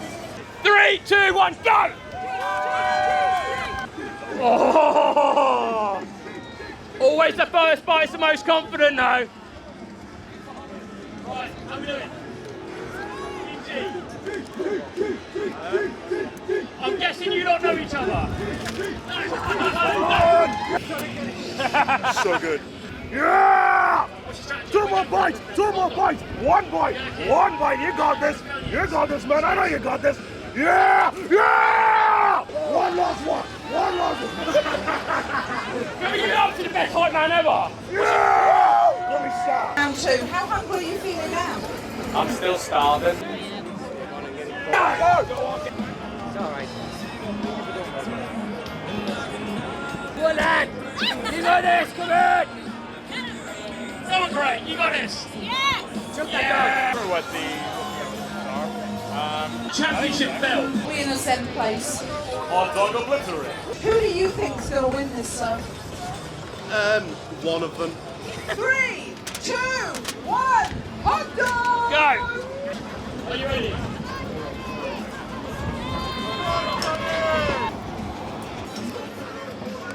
In, yeah! You got this.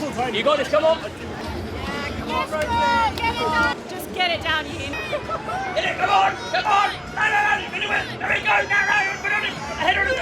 Yeah! Right, guys, stay where you are because you're about to go again. Oh. We're going to destroy these glizzies. You struggled there at the beginning. It hit the back of my throat. It hit the back of my throat and it was gone. We weren't expecting them this far. Oh, the belt. The belt is out. This is highest quality Amazon purchase. Get that ketchup and sauce that baby up. Yeah, baby. The advice I can give this team is that you're eating it more than you need to. That's it. Oh, yes. Yes! Hey, listen, great, you've won once before. You lost really badly last year. This is for the title. Get it in, son! Get it in! Get it in! Yes, yes! Play on, play.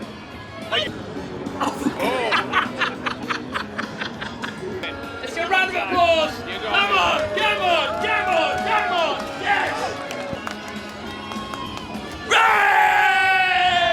Would anybody like to give any sort of pep talks to any teams that will be following over the next couple of days? Get them glizzies down your throat! Hot dog champions!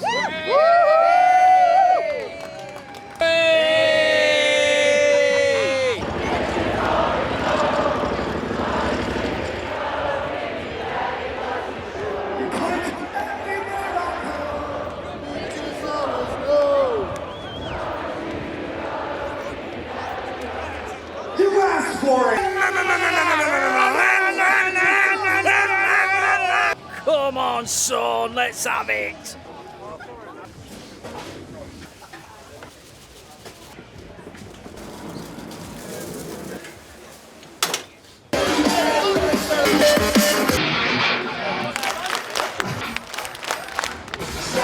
It's there as like a guide, but like if we're being absolutely rammed, then the main priority for me, even if we go a bit over on labour, is making sure that the queue time in here is manageable. Because obviously, the chances are they're going to go away saying the food was great. What we don't want them to do is go, food was great, it took me 40 minutes to get it.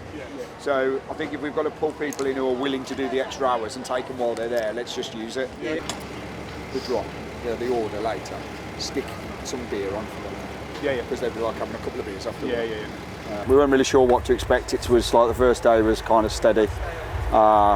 We didn't do too bad really, did we? Considering it felt like we hardly served anybody, but we did actually quite good sales, quite a few grand. So that gave us a bit of hope really, because obviously we've got kind of like the fast serve unit on with the 3 layers. So when you get a few people, it feels like absolutely nothing because they get served quick. We've got queues now of about 10 to 20 deep, I would say. And Tom, you've had those how long? 4 hours, 5 hours. 4 or 5 hours now. So the sales are good, they're there. We're not getting that lull in the day, which is good financially, but obviously the guys see the queue start to go down and they go, oh, I'll breathe out, and then next minute the queue appears again. This is the problem, is it's just keeping it topped up and keeping it continuous, because the guys are slowing down a bit with the queue, and then they're getting hit again. Because if you get that lull, you get a chance to catch up, don't you? In a minute, they're not really having that. But at the same time, you don't want the food too long under the lights because the quality goes down. There's that as well, isn't there? Fortunately, we've got the chefs. I'm assuming they're like right on it. So yeah, our chef team are just pumping it out. So it's all good at the minute. So it's just going to be a hard slog, isn't it? That's the reality of it. It just is. So which is, from a financial perspective, is good because it means the sales are coming in, because it's really, really expensive gig to put on. But hopefully now the sales are coming in, and Scott's come over to have a look, which is nice for him. It's his birthday weekend, and he is a previous download customer. So it's nice for him to get out of a grimy little office that has no windows in it to come and actually see what he's actually spends all that time planning. Breathe some fresh air. Breathe some fresh air. Brilliant. Thank you. So so we've let him out. So let me out. We've let him out. Yeah, there's a bit of a joke in our office that basically we have screens outside, because there's a window in the office but it looks into the factory, so it's not very nice. But we make a joke that it's like the Truman Show, and we basically just keep it daylight in there all the time so that he never goes home to sleep, because he still thinks it's we leave the clock on one time so that basically he never leaves and just keeps planning events all the time without any sleep. So that's been the joke basically, that we've been keeping him there captive. I found the door now though. He's found the door, so now he's out. I said to him, look, go and check Tom's all right, have a little wander around, see how it's going. Tom's now had a conversation with artist liaison, because the artists are just in there next to us. They want us to do their food, so we're going to be doing some meals for the headliners. So we are feeding Linkin Park, Limp Bizkit and Guns N' Roses. So that's pretty cool. So she said it's going to be about 300 meals with the headliners, their crew, and anybody that's with them basically. So it's 300 meals on top of what we're already trying to serve here, but it's obviously a great honour for us to be asked to feed, you know, major bands like that. So we're happy to do it. It's also vouchered, so we get a voucher per meal, so it's still another tenner. So you're still talking another like kind of 2.5, 3 grand that we'll be able to just claim back against some of our costs that are high here. And we'll be able to say that we've fed all of those fantastic artists and bands, so it's not a bad thing at all. And what have they ordered, roughly? Mostly Philly cheesesteaks, Philly cheesesteaks and meat and glory. A lot of the stuff is like pulled meats and stuff like that, isn't it? A lot of the food. So a big list comes under that brand. So a few other bits, but mostly meat and glory stuff. Have a little wander around, like see what it's always like. See what if there's any bands Scott wants to see. He can have a couple of beers if he wants, but we can't go. I'm driving for a start, but like he has got to place the orders in a bit with forecasting what we think we need tomorrow. So he won't be able to do that on 10 pints. So, well, I'm hoping he's not going to do that on 10 pints. Try. So, yeah. But once he nearly ordered a ton of yoghurt, I think it was it a ton? 4 ton. 4 ton of yoghurt by mistake by pressing a few wrong buttons, and that was sober. So, yeah, we don't want to take that risk if he's had a few. You don't want a truckload of yoghurt turning up like that. Yeah. Mind you, the way they're going through the Greek at the moment, you might. I'll go for a quick, We're going to do an event for the CEO of the racecourse, and we've offered to do it at cost. So we're just working out sort of what's the best to charge and the margins and stuff, because there's a few more like bespoke stuff in there that we're going to do, like pizza and that. So just getting that cost together. How many staff did you say? 3. So we do it in, I think we put 3 on. I one think truck. it's going to be about 100 quid a piece. Yeah. People. Yeah, I was going to say about So 300 quid. I'll price it at that. There's no room for any more numbers in there. There is, but I don't think you're gaining any value from having the additional numbers. Yeah. Do you get what I mean? I Yeah, think you're reaching your saturation point in there because it's already tight on space in there. Yeah. And it's just, the more people you have in there, unless everyone's got a lot really used to working together, it's just going to go pandemonium and chaos. What do you think about us structuring it in a way where we do 2 build, 1 taking orders? That's probably better. Because at the minute it feels like they're taking an order then waiting. Yeah. Rather than turning an order, grab the food and go. That's what I'm saying. That's why the system's got to be implemented properly. Yeah. So shall we? Make it faster. Yeah, make it a lot faster. They're missing the whole point. So that will be 12 on build, 6 on serve, plus chefs. So what have we got on? 9, isn't it? We've got 9 from R. Is that doable? We've got. Sorry, I thought you guys were talking amongst No, yourselves. I was trying sorry. not to listen. Sorry. So we've got 9 from R booked, haven't we? So is that 9 on at any one time? So you've got 7 and 6 tomorrow. 7 and 6. 7 and 6. Can we change our hours? Absolutely change your hours. They want as long as possible. So do whatever you. I thought you just told me you finished work. I'm doing some work. It's strange that, isn't it? Physical work for once. Almost like you can't stop. I know, I love it. My favourite. See, we're still operating, so it's not the usual way of doing things, but just have to do an estimate of it, like a stock take, kind of work out what we could sell in the next sort of 6 hours or so, add the forecast for tomorrow and try and work out the stock to come first thing in the morning, so hopefully it's right. And then what's the plan after you finish? Have a few beers, I think. Have a few beers. Have a few beers and get taken to the Matthews Bridge. Absolutely, yeah. John Otto, take him to the Matthews Bridge. Chicken Dorito. Chicken. Yeah, stop doing that.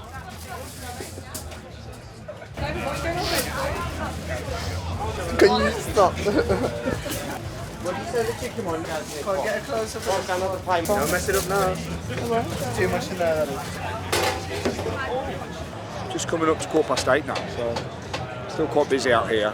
Not as busy as it was. It's thinned out a little bit. Getting stuck in. We have got new ones who have just started only a couple of hours ago. So we've got a fresh batch of staff in there. And obviously I've been here for the last 3 days. We're on the build with them all, just trying to get it all right, get it past health and safety. But so what we're going to do now is, while they've kind of got it handled on lock, Scott's just done all the stock orders for tomorrow, which obviously we have to forecast 7 more hours of trading, take that stock away, and then he's got to forecast what we think will sell tomorrow based on what we've sold so far today. A little bit of an estimate, but what he's done is he's gone high because obviously we've got Sunday as well, and then we'll top up on Sunday to see us through. So hopefully we won't end up with too much stock left at the end of the day, because we want to be able to transport it back easily, send the trailers back, put it in our cold storage back there, and then we're into more not events this size, but we've got some kind of 10,000-15,000 concerts next week, so we're going to reuse the stock for there, try and transfer it over because they're midweek as well.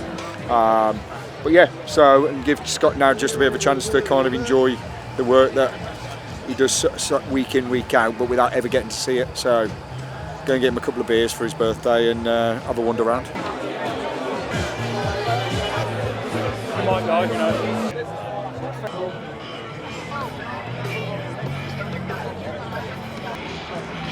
Cheese in his beard. Tom got all cheese in his beard, sat in the corner. And I was like, wow. He's been downloaded fully. I was like, yeah, you're all right, Tom. But he has. He's done man hours though as well. You know, like even if you're doing what he's doing, where he might not necessarily be in there on the graft. You know, when you're trying to think of everything and like just like overall have the responsibility. It's just pressure as well, isn't it? Because he's new in the job and he's going to be thinking, if I drop the ball here, cabbage. Yeah. Literally like this. Perfect. Mate, right. Seeing when them doing onions. Yeah. Mate, blasting through it. When we were at the corporate in Bath, one chef, he's just stood there and he's looking out the gazebo. Yeah, and I mean, and they are like tracing paper. Every single one of them, 20 kilo, like literally 10 minutes. 10 minutes, yeah. I mean, it's just better. What I've said, I spoke to the main guy this time, and I said, look, original plan was to go, look, when we're doing those deep ones with the kitchens, we'll have chefs in. But after looking at it, it makes more sense for us to go every gig we have chefs on. Because it works. Right. It might not necessarily be a gig where you go, look, we've got a back of house area. It might be like Utoxeter where there's no room to it, but you just go, look, one chef in there, right, on the prep, and just get them to just keep everyone topped up. And then you just got to worry about just smashing the food out. They were that good that they were doing the stock take based on the menu. They don't even know our stock, and they were looking at it and going, yeah, we've got that. But when they wrote down a list of stuff that we were missing based on the menu, I was like the Victor one vegan cheese sauce. They were like, what are we making that out of? You're going to love this. Go ahead, Mike.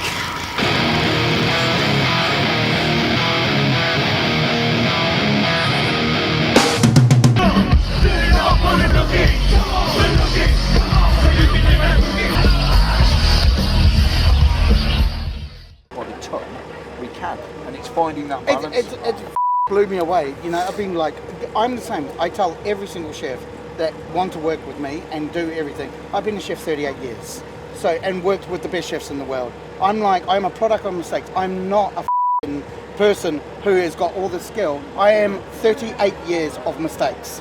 And that's what it is. I make millions in my life. But you just have to keep on going back and doing it again. No, you do. But I started DJ Barbecue with him. So we've done all this. So that's why I was geeking out going, I've never seen something so well run, but so big and large. When he came out the back and he was just like, so those are our fridges.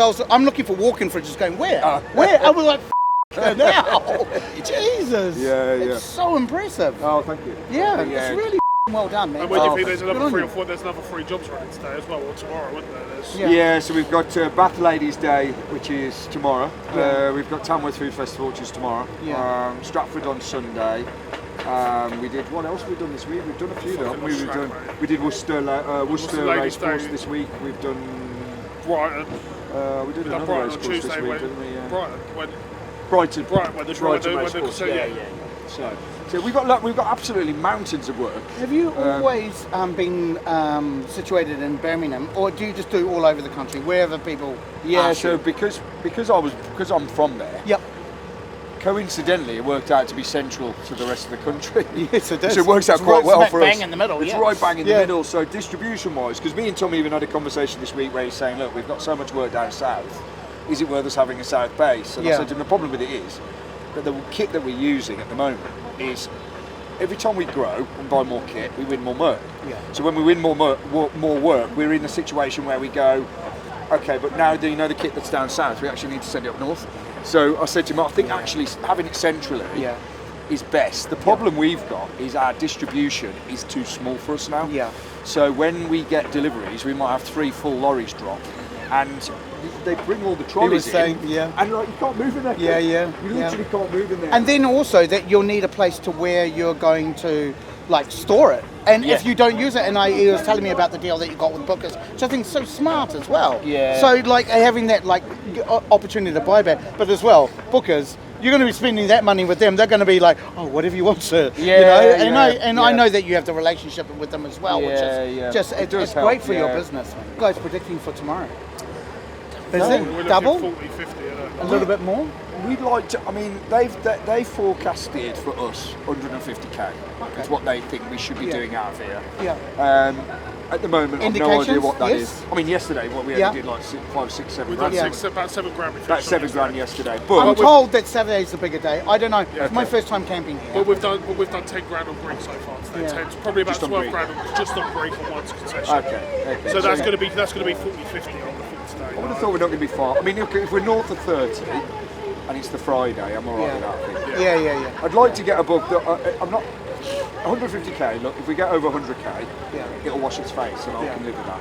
Yeah, that's the main thing. You wanted to watch its face. I just wanted to watch his face. Because you know when you're operating at these kind of numbers, it goes wrong real quick. I have, do you know, and when the rain cleared, and we're supposed to be at beautiful weather now, so I think that you're going to be okay. But like I've done festivals where it's just pissed down the whole one, and we have like not washed its face, and we've had to have that long drive home, quiet in the car. You're not talking to each other. Yeah, it's horrible. I spend my life doing that, you know. I literally spent my life doing that, and I got to a point where I'm like, I go to the horse racing, and they're like, "You having a bet ride?" I'm like, "No." I'm having a day off. I spent my whole life doing this. I'm trying to break me in to come do a shift here. I'm just like, I'm just having a day off, Tom. Leave me alone, mate.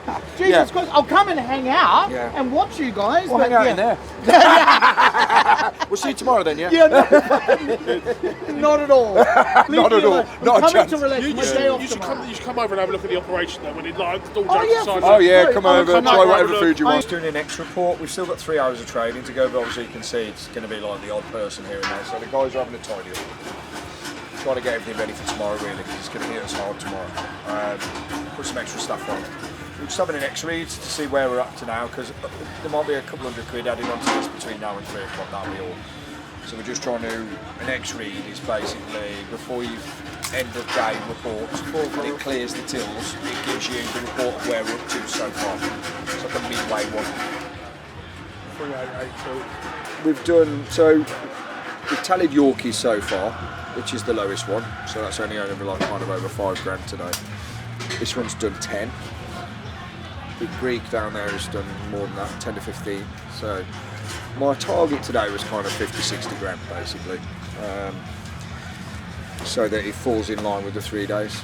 Our target's about 150k, something like that. So to make it profitable, the profitability, believe it or not, in 150k, it's quite small, 10%. Because it's such an expensive operation, very expensive festival. Everything has to be paid for, all the infrastructure has to be paid for, so the charges we get are very high. Then we've obviously got, you know, a massive amount of staff on, very long hours, large amounts to pay in electricity, large amounts to pay in gas, lots of commission to pay and everything else. So my main aim, doing download for the first time, is make sure that it doesn't lose money. That's my number one. So you can hear all these figures, kind of 150 grand, and you know, doing 10 grand here, 10 grand there, 15 grand there. But believe it or not, those figures are me looking to see whether or not we broke even. Right? If we make a little bit of money, if we make 10 or 15 grand by the end of this week, I'll be happy with that. But my main aim was don't lose money on the first one, and then what we'll know is how to streamline it for the next one.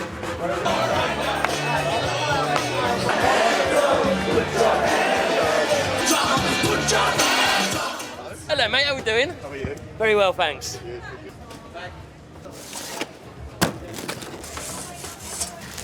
Everybody almost ready?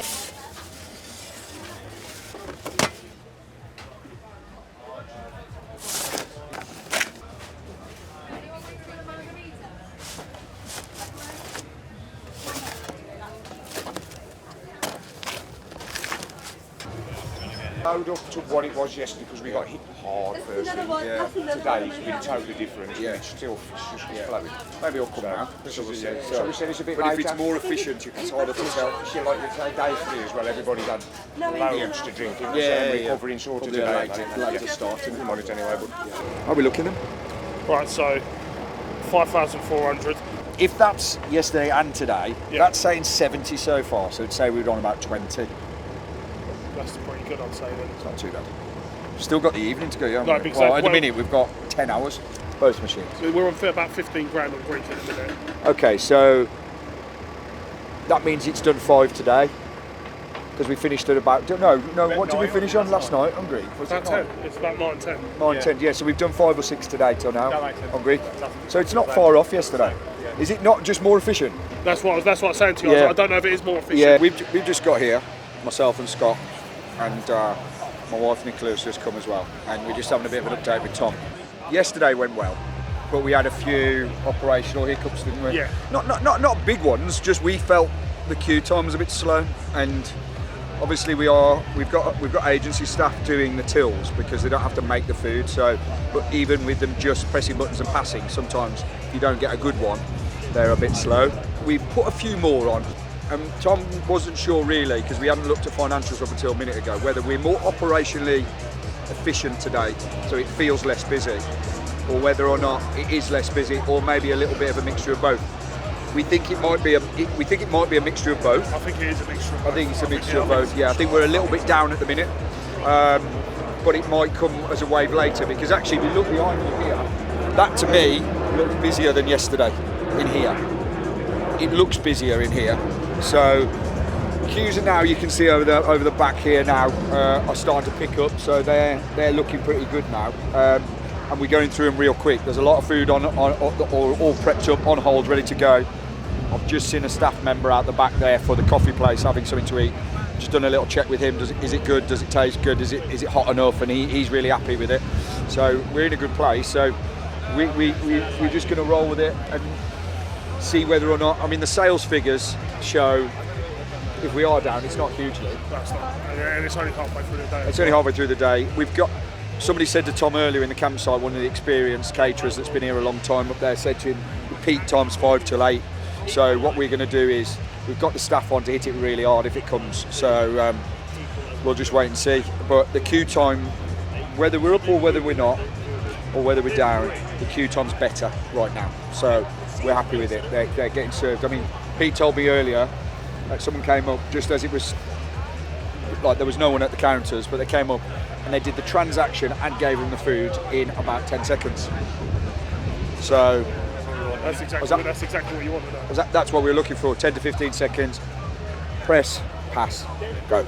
That's what we'd like. Yesterday there was some wait times of like 20 minutes, and although for a very busy festival, that's still acceptable. We would like it quicker than that. So we've put the staff in and we're going to see if we can improve that today. And we felt that the pinch point was the mid-section, which is the build section, wasn't keeping up with the agency staff passing. So what was tending to happen is they were turning around looking for the food. Yeah, I think that was a few things. But I think that was one of the issues there was the operational layout. I don't think people quite understood, got their head around the concept. Yeah.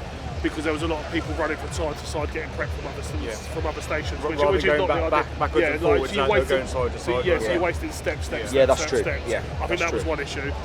I think the second issue was we had 2 bain maries out that weren't operational, so that didn't help. Yeah. I think the third issue was it was a lot of the people's first or second day there, so they didn't really quite get the concept. I think that's changed now. Yeah. And I think it's just the volume of people now as well. I just think it's a bit like people are understanding now that it is actually going to be that busy. Being the first time we've done it, it's picking up. Yeah, so there's quite a lot of elements to it, to be honest with you. Obviously, the only thing we can really go off is queue time and financial figures.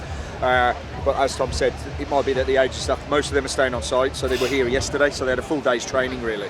So hopefully they'll just be quicker. The other thing as well where our hands are a little bit tight is we don't have the live analytics. Like it's not something that really doesn't help as well. Yeah. There's no functionality on the till systems to look at how much training we've done over the last hour, 2 hours, 3 hours. So we're not using our till systems, so when you work for Live Nation you have to use their tills. So we've got their tills in, ours gives us live sales data, so we're knowing how much we're doing per brand, per hour. It tells us exactly with the graph how much money we're taking, and it gives us a good gauge then really of our strike rate, which is the rate in which we're serving customers and how quickly they're getting served, so queue time and how quickly they get their food. We don't have access to that information, which we use a lot. So with this, we're kind of having to go a quick X-read. Yeah. How much have we done in the last hour, and then try and work it out from there. Without getting in the way of people trying to. Without getting in the way of them trying to serve customers, yeah. So it's a difficult one. It doesn't give us the data that we would like to normally work off, but as long as they're getting served quick and we're taking money, that's the main thing. That's it, pretty much up to speed. This one, strawberry and lime. Thank you. Is that lager?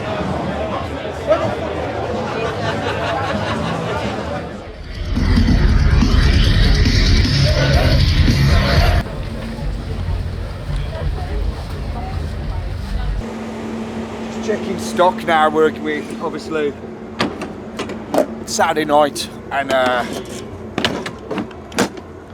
we're down to one more day, so we need to try and whittle stock right down, make sure that we're not overbuying. We haven't got a massive amount to take back, one because of cash, one because of storage.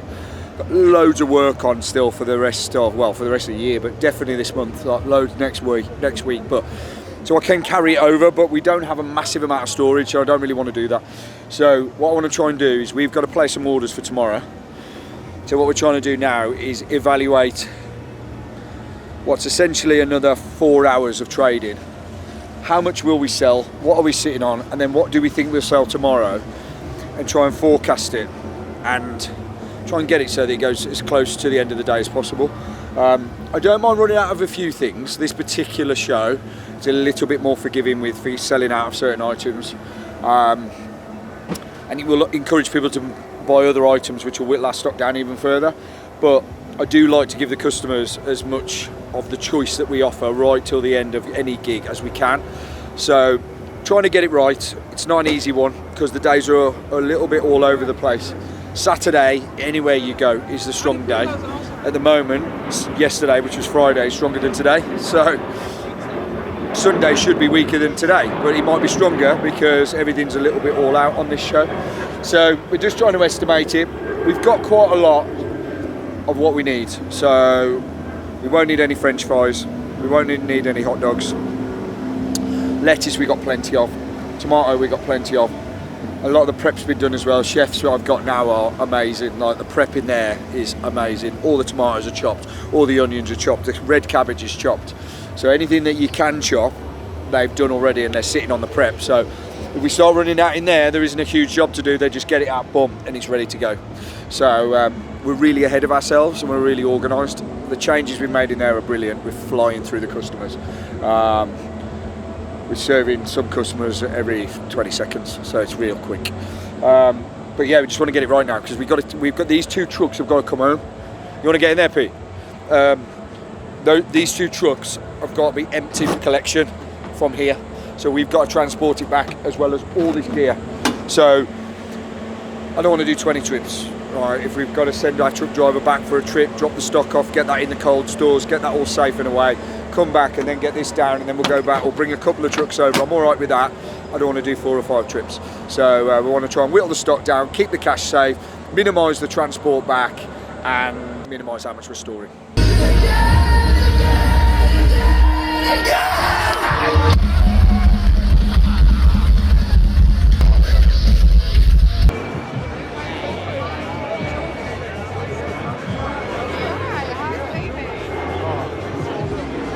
I've gone right. We are in the thick of it right now. Really busy, absolutely rammed. I've only got you and Faith of our staff. That's it. The rest is agency, and you can still pull it off. It kind of shows that it kind of works.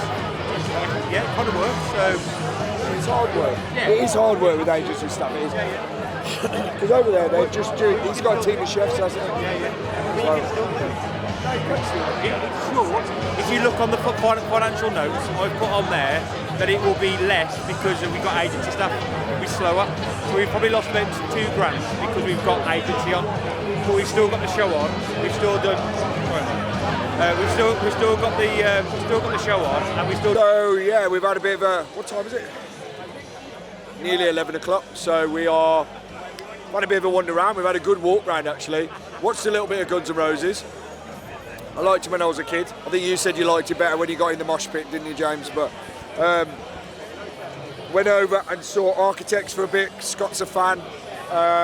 Just pretty good. The vibe was good. Not my kind of music, but the vibe was pretty good. They wanted to kind of have a little look what else was around. It's a big site, so we went over to District X. Tried some hash browns over there. There's a hash browns trader over there who's doing loaded hash browns. What did I have? I had Parmesan and garlic mayonnaise hash browns, which was 4 hash browns, a sprinkle of Parmesan and a bit of garlic mayonnaise over the top. I'd say we're 50k off where we want to be, where we got tomorrow to go. Give or take. We've got quite a lot of vouchers to redeem, so that will bump it up. So we probably got, I don't know, a couple of hundred, maybe 300-400 staff vouchers, which are a tenner, feeding all the security or the kind of anyone working at the festival. So we have to invoice Live Nation for those, so that'll be $4,000-ish probably. Then we're doing all the artists' food as well, so we've got to invoice them for that. There's probably another $3,000 there. So we could be another $7,000 on top of that anyway, in vouchers that we've got to invoice afterwards. So we'll just need to gather those up and tally them and send them to admin accounts for him to invoice. Well, if I'm honest with you, I just didn't know what to expect. Obviously, I'd got sales figures off the operators. You never really know whether those sales figures, I'm not saying they're fraudulent because I don't mean that, but there's a lot of changes. You know, they could have changed the shape. There could be different attendance figures. They could have been, there's so many variables in that it could really make a difference to the figures that the operators give you. So I'm like, okay, they said it will do 150 grand, but was that 150 grand with a whole load of different scenarios right now? Shape, ticket sales, you know, was the food up the top instead of down the bottom? I don't know. So I just didn't know what to expect. So to be on, coming towards the end of day 2 and nearly 2/3 of where you want to be, I'm happy with that. Because even if it doesn't make loads of money, I know it's not going to lose on it. No, not really. I just think it's a great crowd, nice people. I will say as well, D&J, you know, operating big festivals is difficult because it's expensive. And D&J actually have done a really good job. They've been very supportive to us. I find that a lot of people slag working with big festivals because they go, oh, they try to rip you off, oh, it's too expensive. But have you walked around here and saw the infrastructure? As a business person, you probably find it hard to understand how they're even making money. Even with 100,000 people spending, you know, £125 a ticket or whatever it is. It's so expensive. There is security everywhere, on everybody's driveways in a 10-mile radius. It's just phenomenally expensive. So it's understandable why we get charged so much money, and a lot of people slag that off. And in reality, I'm like, well, look, there aren't many gigs you can go to and do those kind of sales either. So it's an anatomy of scale, but I think if you're realistic and go, look, I'm probably looking at a 10% profit margin, then ignore the gross figures and work off your bottom line, what you think your bottom line is going to be. And if your bottom line is something you're happy with making over probably what I'd say is a couple of weeks' work, because it's not just about today, it's about the planning and then the D-rig. If you're happy with earning that kind of money over 2 weeks, then do it. And I've found that actually working with D&J, they've been actually very professional, very supportive, very helpful. I had a few problems and they helped me out a lot. So we're here on the last day of Download 2026. Today's the last day. Linkin Park is the headline act today. And as you can see, we've got queues again. We're busy again all day. It's been a really, really busy weekend for us. It's really pushed us logistically and operationally. We've trialled our new system in the kitchen, as we've discussed previously. That seems to have worked really, really well for us. We've got a new team of chefs in there that seems to have worked really well. So overall, there's a lot of positives to take away from this event.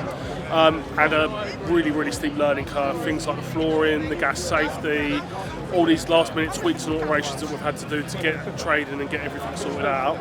And here we are.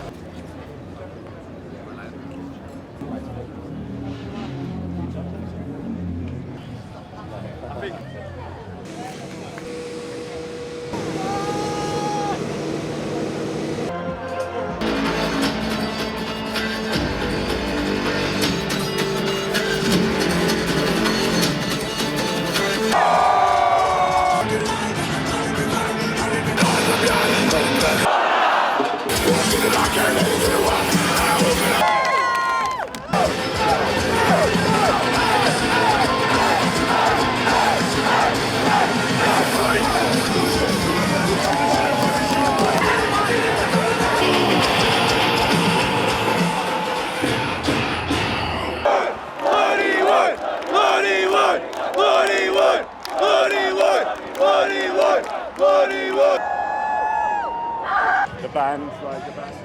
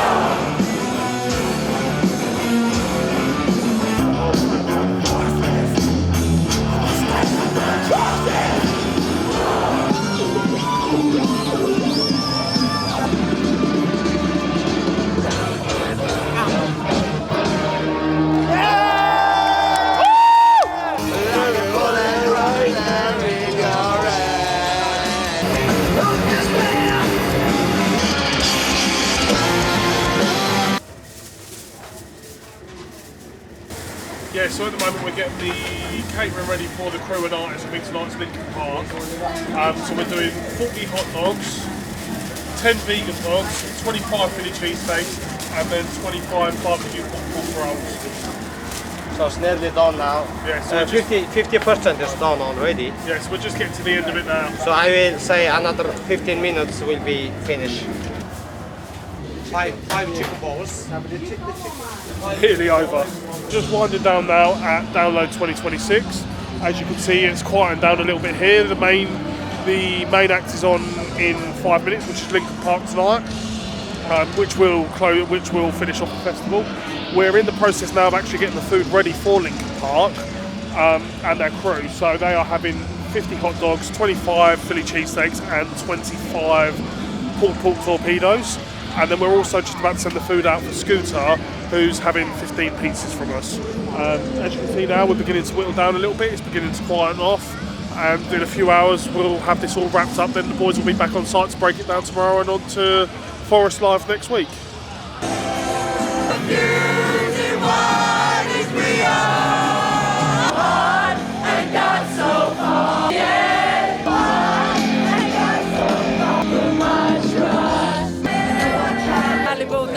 Watch the vibe.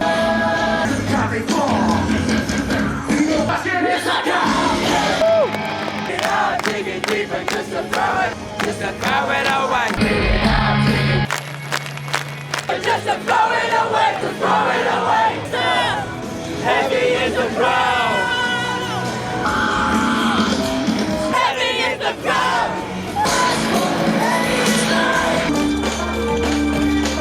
Just like before.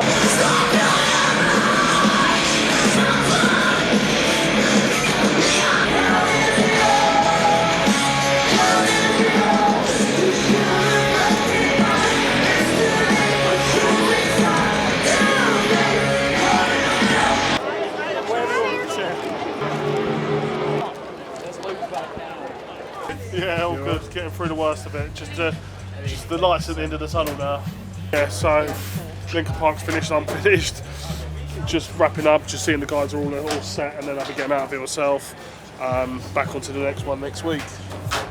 Are you happy with how everything's gone? Yeah, really happy with how everything's gone. The guys have done really well. The team's worked really hard.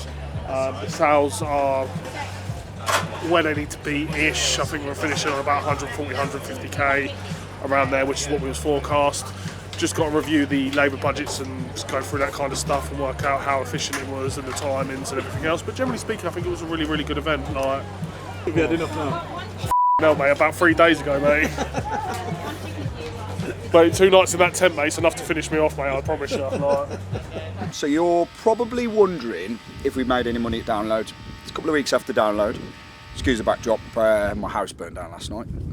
Everybody's safe. Download was actually slightly better than I projected, even though we had to spend a little bit of money on additional kit, which you'll have seen it in the full vlog.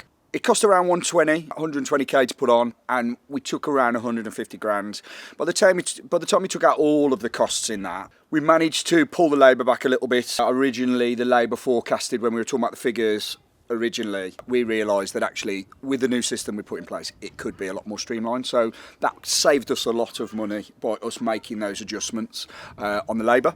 And because of that, after you take your VAT and all of the costs out of it, we made about 30 grand. So we're happy with that. We think that's a great profit. Probably a slight advantage that we have by doing it the way we do it is the fact that obviously we essentially put a food court in there. So there might have only been small 3x3s, but we had 6 in a row.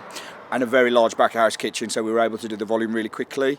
So I think through our unique model, we were able to generate quite a sizable revenue for ourselves, but also for the festival management agent that we're working directly for. So our job essentially is for us to make money and make money for the people who put those festivals on, so they have us back.